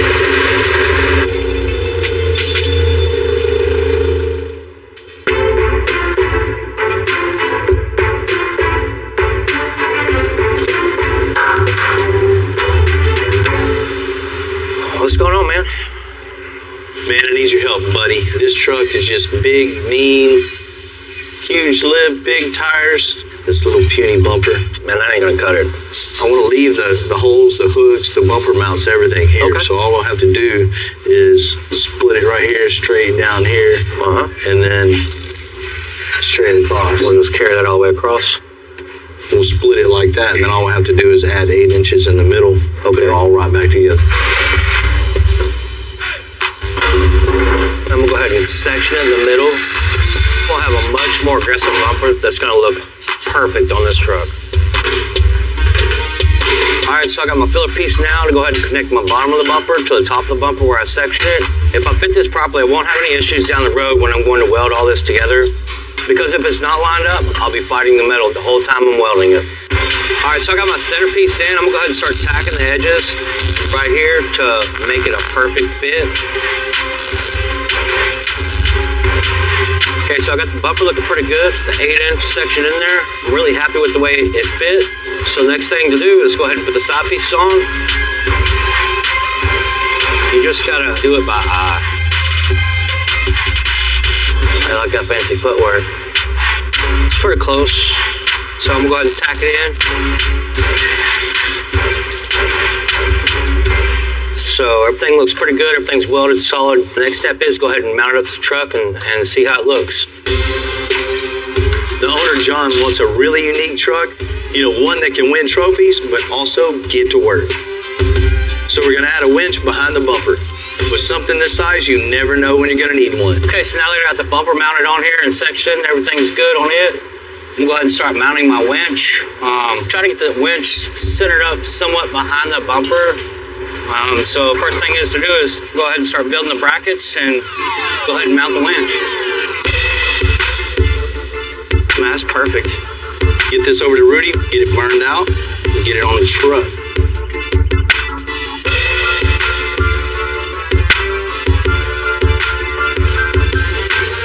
Winch bracket, I'm gonna go ahead and stick in the brake and put a 90-degree brake on it.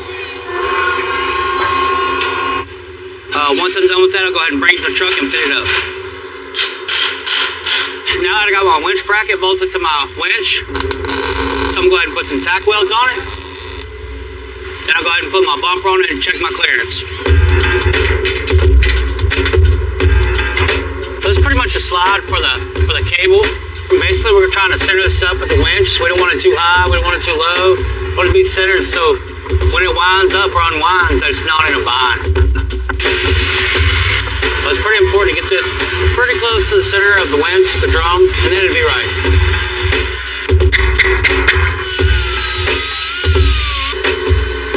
I overcut it just a little bit so the winch cable doesn't fray or catch on the metal. Pretty happy with it, looks good, looks right where it needs to be, so he'll be able to help people out or help himself out in a bind.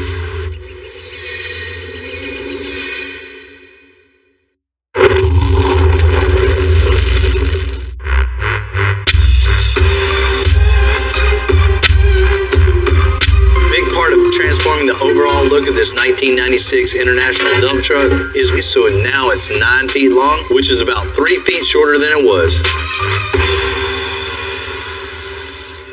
9 foot, 109 inches. We're cutting the frame and boxing it in so it'll look like it came from the factory like this. Then it'll be just as strong. Close this gap up. You know, in the early days of a big build like this, it can be hard to see how we're going to turn the old dump truck into a mean military-looking truck. But you got to keep the faith and just make it happen bit by bit.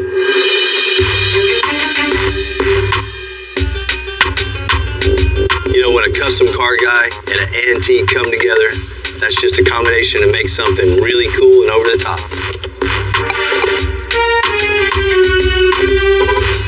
You know, Javier's in a lowrider club. He's got to show up and show off. He's got to keep his rep up. We built a ton of cars for Javier, like this 46 Chevy right here. And anytime he calls, we're happy to help. Hey, Bill. How's it going, man? Good to see you. Hey, real good. Good to see you. Man. Good to see you. Man, your cars are looking good. Oh, man, thanks. Remember this one? Yeah, that thing's still looking good, too. And you did a great job on that. I'm a welder by trade, and I know his welds are perfect. Funny to say that, but for you now. And you've done 3 for me. I've got one more for you, though. Let's go check it out. Let's go. Man, that's a good-looking car. 1934 Buick. This thing's like new. 80 years old. I found it in North Carolina. Guy had it in the garage for years. This thing was top of the line back in the day. You don't find many 1934 Buick Model 57s looking this original, this clean. Well, what do you want to do to this? I mean, it looks perfect. You know, Bill, I like driving. And right now, I can't drive this thing. The car's not reliable. It overheats. So I want to be able to go where I want to go and not have any problems at all. So what's under the hood now? It's straight A. You want to look at it? Wow, this thing is cool. Pretty old, isn't it? Straight 8, you don't see that a lot. No. So you want to take this original car, take this original engine out, and replace it with something else. Bill, that's what I want to do.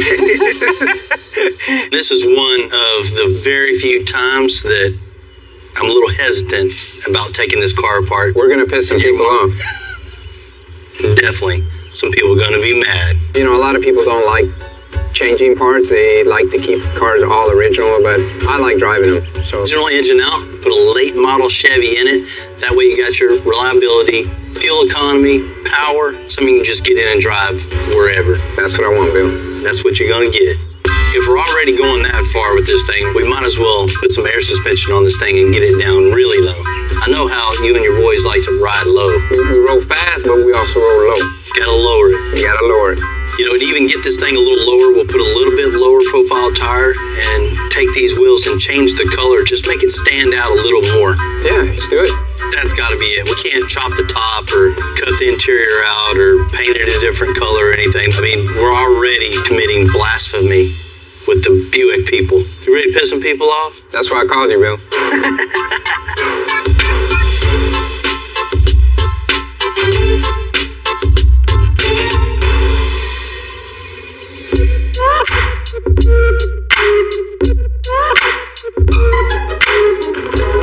Man, bringing a car in this old, this original, this cool, it's a shame just to do anything to it other than wash it. And we're just going to tear it all apart. I have my reservations, but I'm glad it's here. I'm glad it's us that's going to get our hands on it. We're going to show it the respect it deserves. And, you know, this car is so original. There's nothing been done to it. So we're going to be the first ones to do that. All our parts and pieces that we're going to build are going to make sure the car is done perfect. Didn't you guys have one of these when you were little? Brand new? Man, first gotta wash this thing, clean it up a little bit. A little maintenance, right? Customer's got a different idea on that. Don't tell me we're cutting this up. That's what he wants, man. The problem with this thing is the straight 8 in it is just not reliable for him. He wants something he can just get in, you know, turn the key, start it up, cruise wherever he wants to go, and not have to worry about all the issues that come with the old technology here. So what we're going to do is pull this out, put a late model LS in it, something he can just get in it, hit the key, and go wherever he wants, not have to worry about overheating or anything. We're going to replace the rear end, give them something a little more of a strength to it, man. This one definitely won't hold up to the power LS puts out. You know, new drive line, the whole new running gear, disc brakes, front and back. He wants this thing to be able to drop on the ground also. So we got to replace the straight axle in the front of this thing, replace it with independent front suspension and air suspension on top of that. So when he gets where he's going, drop this thing on the ground. Hell yeah. Man, you really don't have any issue cutting this thing up, huh? If it ain't cut, it ain't custom. I hear you, man, but you know, we want to give it a little extensive style. You know, something maybe like a coil pack cover to maybe go with the styling of the car. It'll make not as many people hate us for putting an LS on this thing. It doesn't matter what we do. They're going to hate us for pulling this one out. Let's get this thing up on the rack, start tearing it apart. Cool. First things first, the little one's got to rip out the old suspension and then the motor. Man, it's crazy this old car has a gearbox style mechanism on the top of it. Usually they just have a bushing and a straight bolt, but since this is definitely not a gearbox, it's more than likely something with gears and oil. Man, they were smart back then.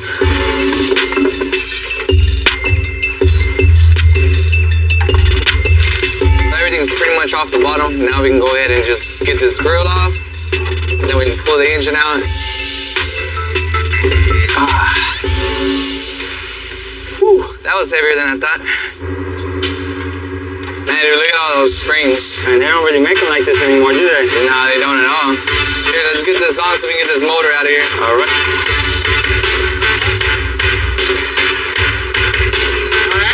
Back it up. There's like a Cummins engine, it's so huge. I don't think I've ever seen one like it, man. I wonder if Al Capone used this car. Probably not, man. We don't see any bullet holes in this engine.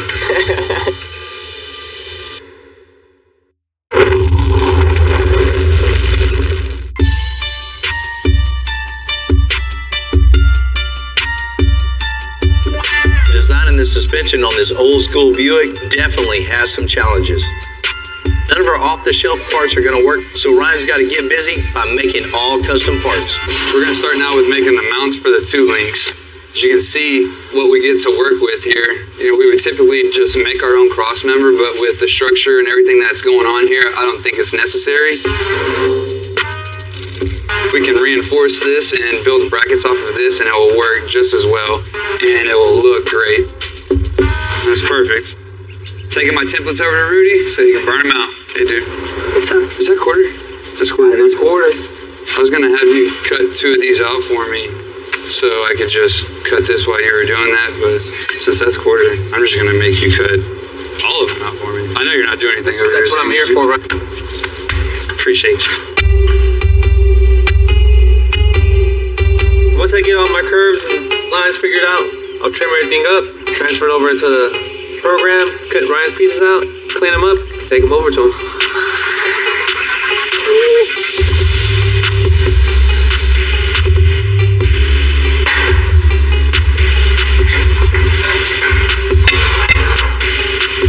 Alright, so after I get my pieces cleaned off, get all the slag chipped off of these, I'll take the template and mark the lines where I need a bend.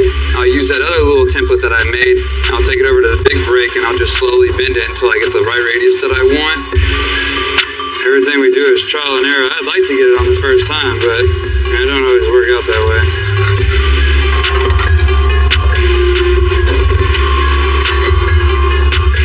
Cut that out with the plasma cutter. And tack it in. Alright, so we got the plates welded into the frame, stiffen it up. Also gave us a mounting point for our 2-link tabs. The tabs basically will weld to the frame, and this is going to be your mounting point. This is your pivot point here. So this is where it's going to connect to the rear end. We'll start here and move our way to these other cars are built just so rigid. It's a really rough ride. This would be like night and day difference. It would be riding on a cloud versus riding in a wagon barrel down a gravel road, you know? So I think what we're doing here is a little better.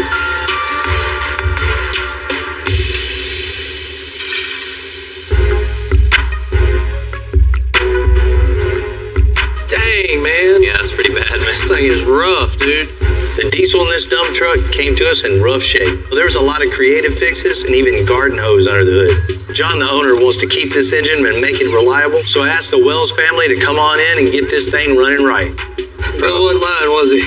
No, I can see why they call it the dump truck. This thing is terrible, man. Got some electrical tape there. On a fuel hose? That's a hazard just waiting to happen. Yeah, we've got our work cut out for us, man. First things first, let's get this big honking piece of trash off here. Let's clean that up with a newer, updated intake. Help it breathe a little more? Yeah, get a little more power out of it. We need to change out all the radiator hoses, get all this stuff cleaned up. Watch out. You'll give it a little more appeal under the hood. That insulation is not going to work. We're going to have to rip that out. We'll probably have to do something about the heat, so we'll heat wrap this sound pipe.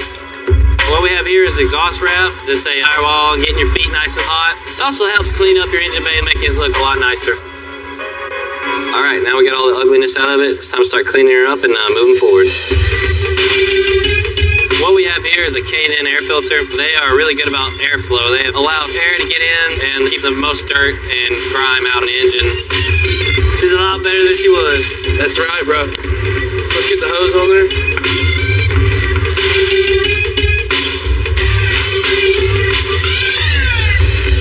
Last thing we gotta get taken care of, the safety hazard of this wiring. Yeah, I'd hate for something bad to happen there. These wires, when they're bunched together, can cause a break in the circuit and them to short out. The short, it can create a spark, and right here by the fuel system, it's a terrible thing to happen.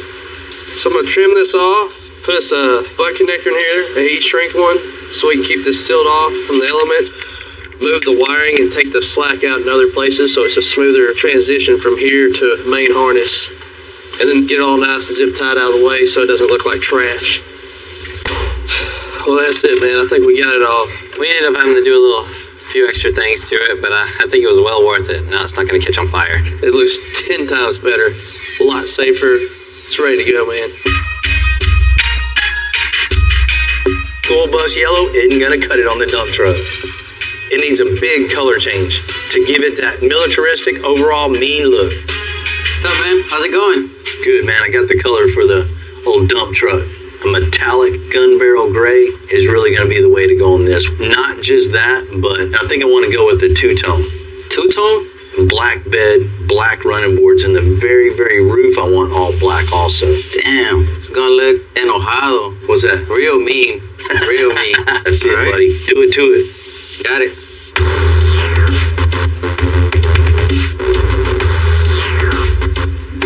I want something on this truck that's really going to stand the test of time. I don't want Army green. I don't want the Desert Storm tan.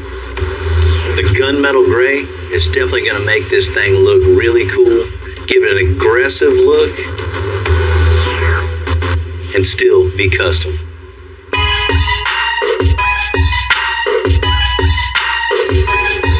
John, the client, said he wanted this international dump truck to be unique. We're definitely heading in that direction. Now it's time for the custom flatbed. Next project is getting this thing on the truck, which is not going to be an easy task because it's got such a long bed in the back, we can't pick it up from the rails. You got to spend extra time to do every little step. You know, just picking the bed up is just one more example of how much work goes into something like this. We're about to see if it'll work.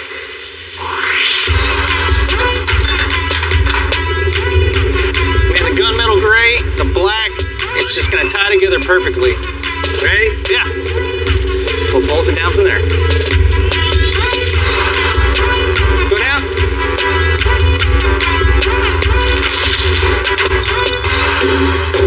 This is a big ass bed. This thing's finally starting to look like something. It definitely gave it the industrial look that he was looking for, right? Definitely no more school bus now. This thing looks mean. Man, it's a good day. We'll get the rest of this thing tomorrow, mount this bed, start building the running boards on this thing. Good night.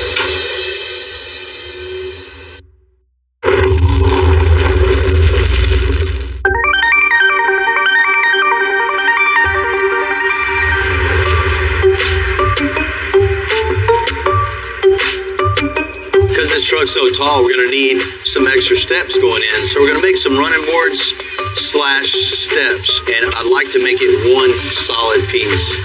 A problem with that is the cab's 7 foot long, and our equipment's running boards out of 2 pieces. It just takes extra time to get everything 100%. And this truck flexes a lot, so over time it wouldn't line up as if it would if it was 1 piece. I'm gonna go see my old buddy Ernest at Diamond Sheet Metal. He always helps us out. I've known Ernest since I was a kid. He's one of the Northside experts I can always count on. What we got going on? Man, I'm working on old International. Thing's way off the ground. It's a huge truck. Way off the ground, all right. So I need some running boards / steps integrated in it. Okay. I need 2 pieces, 7 foot at a 14 gauge. We can break it up to 12 foot, 10 foot, whatever you need. Well, I only need 7. I know you got the big brakes, the big shears. So whenever I can't do it, I come see you. We can have it. Well, thank you, man. All right. Give me a call, man, when you got it. I'll do it, man. Take care. When Bill shows up in my shop, I know it's something I gotta hurry up and do, so I usually stop, produce whatever he wants. Back in the 70s, that's how long I've been knowing Bill. He used to lower bikes, stuff like that, and I knew he had a great future in it, because if he can do it with a bicycle, he can do it with a car. We're making all these marks, they gotta be right on the money. These are where the brakes are gonna be. If you don't mark them off right, we gotta start all over. You got a mark here with a circle, it's gonna be bent up. No circle, it's gonna be bent on the other side, bent down. If you don't bend these things right, all the money and material is wasted.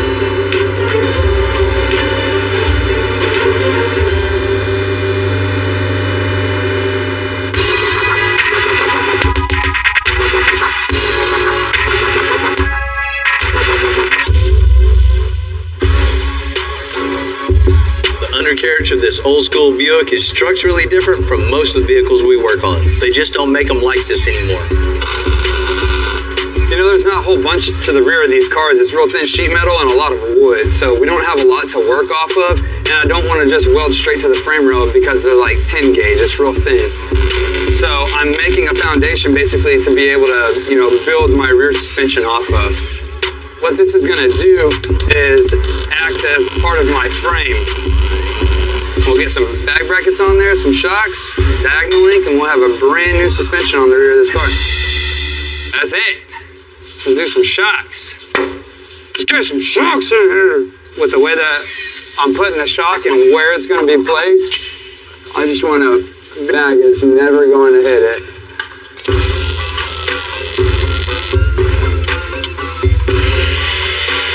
Even though we do a bunch of air suspension here, every application is different for the most part. The concept is the same, but actual building it and getting into it and making it functional and making it work and the geometry staying the same, it's all different. That's what keeps this job, interesting and makes it fun to come to work every day, because it's not that repetitive, same old, every single day. But it's done back here, and now we get to move on to the front.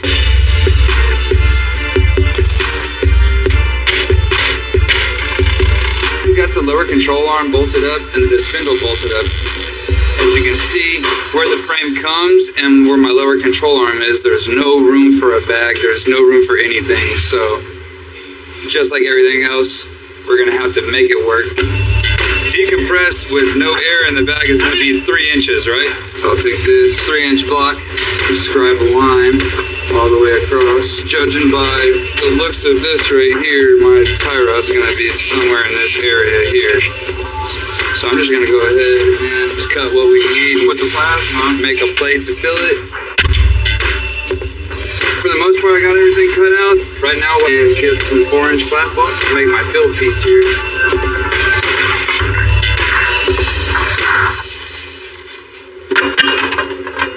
Nice fit. Everything is going to be built off of this plate right here for our upper bag bracket. So this is critical in making sure that this is fit up properly and welded in properly. So that's what we're going to do. We're going to trim it back, get a nice fit up, get it tacked in, then we'll weld it off. And whenever you're welding, you want to get a nice fuse. You want to go from metal to metal. You don't ever want it to overlap completely and then just weld the outside. It's not going to get anything in there. It's not fusing anything. What I'm looking for on this is just trying to match the same radius here. Just I want that same roll, all the way through, so it looks like nothing was ever touched. It looks like it came like that. So just start on the flat spots first. I like to knock it down and make sure it's flat, and then start rolling. So once I get it kind of close, I'll come back with the flat disc and then clean it up, get rid of most of these lines, hit it with a DA or a wire wheel. I mean, that's pretty much it. I've been liking it. Looks real nice.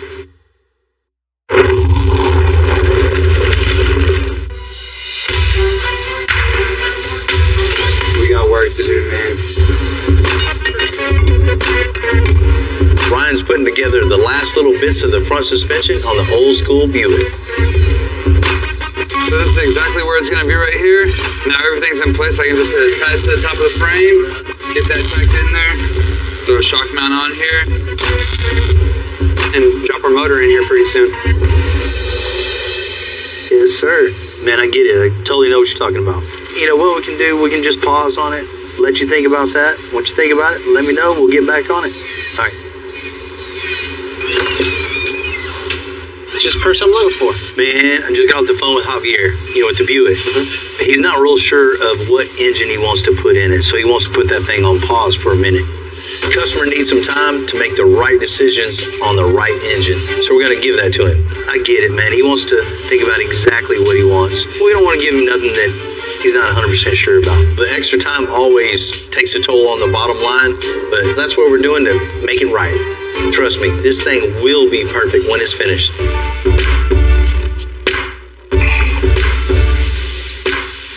Cut a piece 32 and 3.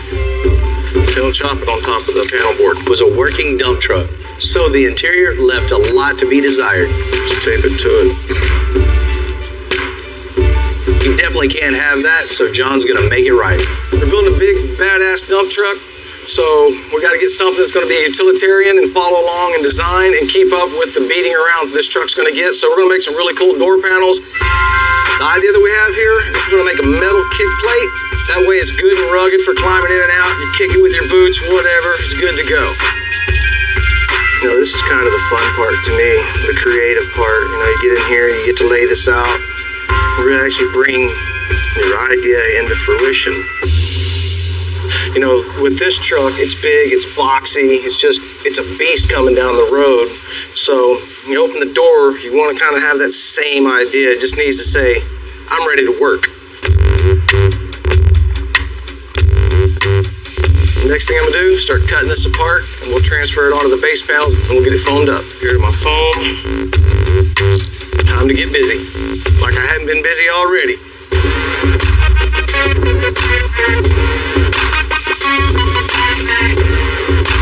Alright, now I'm just going to trace this out.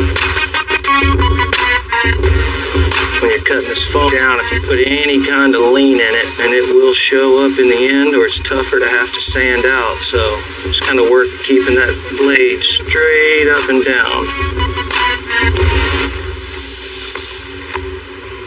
We're actually going to put a beveled edge around this, and that way when it comes up, it'll dip down into the insert panel, up both sides.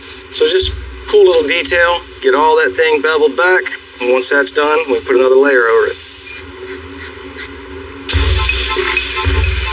I'm going to wrap the doors in marine vinyl while Jamie's cutting out the steel for the kick plates. This is going to look really good on the door panels that John's doing.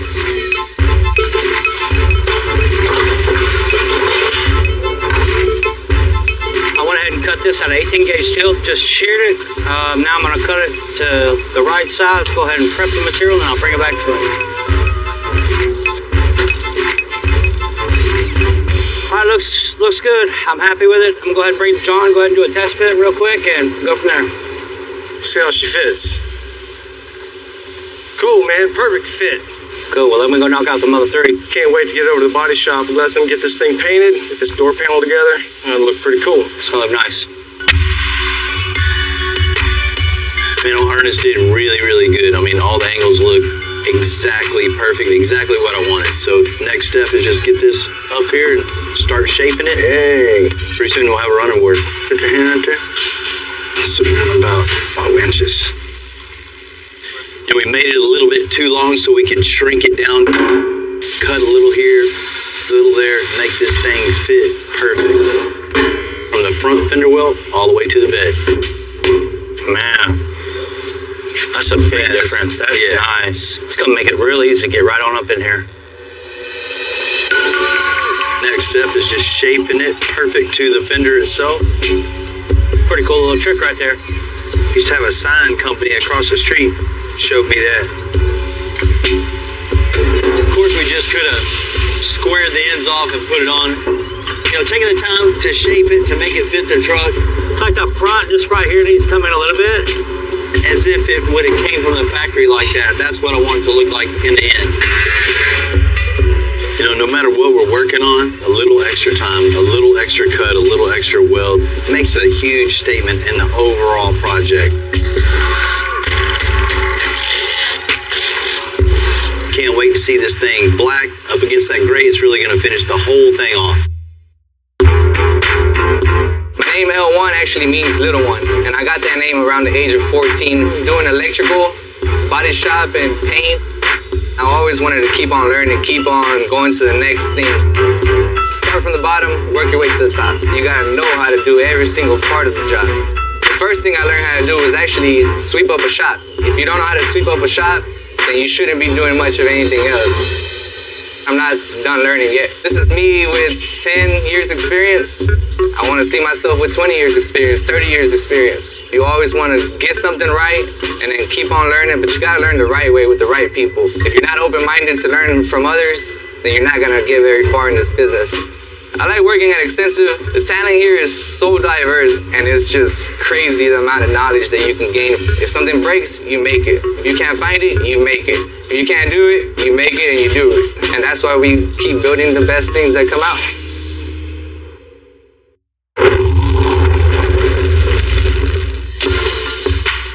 And like that, what was an ugly international dump truck has become something else entirely. Installing the seats, doors, running board, 10-inch tall tires. There won't be another custom truck quite like this on the road.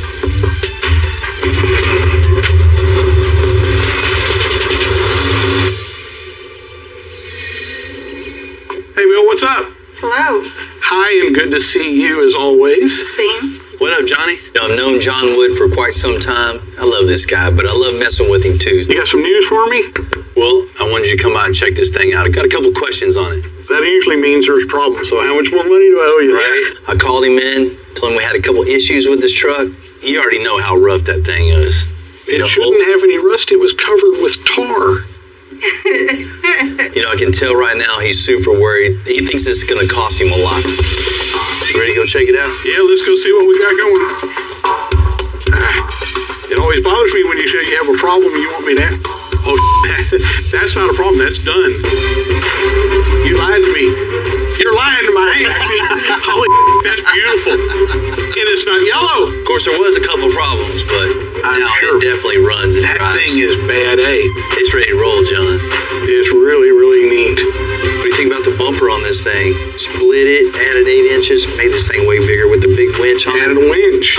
He even added a winch. I didn't ask for it. We're going to get it stuck sooner or later, and we're going to need the thing. I knew it was big when I saw it at the office, but in here, this thing's huge. It was already big, but it's way, way, way bigger now. The color choice was good. Right? Getting rid of the school bus yellow was most definitely an essential part of the build. Changing it to gunmetal gray and making it a two-tone, it was definitely the right way to go. Well, that's very different. Right? You had creative fixes all throughout. This thing was a fire hazard for sure. My one-way diesel guys came in, they just fixed everything and addressed all the issues. I knew it was bad. I had no idea it was actually a fire hazard. I'm glad they fixed it all up because, you know, I have employees that are going to drive it and it has to be safe. Wow. What do you think about this thing? I love it. This is great. Right? This is way better before. Those old steps on this thing, you can see all the frame. Couldn't have that new running boards on this thing and integrated the steps in it. Vertically challenged, dude. I have to wait to get up there. You refinished it all. New seats, carpet, door panels. Wow. Wow. I bet it doesn't even stink in new smell in there. Just had to rip all that out. Had the seats redone, got new carpet in it, and there was no door panels in this thing. Right. So John and Daniel hooked you up with that. You know, we could have just wrapped this thing, changed the color. But, This is way better than a wrap. you know, this is going to represent your company and mine. So we got to do this thing right, man. Absolutely. Now on to the good stuff. Right? What do you think about that? It looks correct. No more dump truck, right? No more dump truck for sure. Cut the back of the frame off, scooted the axle forward. All the suspension was all handmade underneath this thing. It's got a huge 4-link on this with big triple bellow bags, so you can haul whatever you put on the back of this thing can haul it. Wow. And ride. Super smooth. And the bed was built specifically for this truck. You see the big wheel well opening. Yeah. So what do you think, man? Is this going to work for you? Absolutely. I'm afraid to scratch it now. The bed scale matches the truck scale with the giant wheels and tires. It's a functional truck, and we're going to work this truck.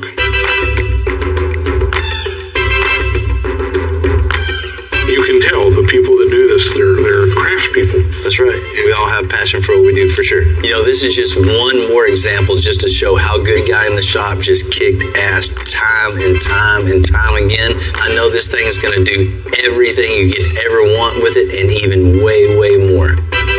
Thank you. This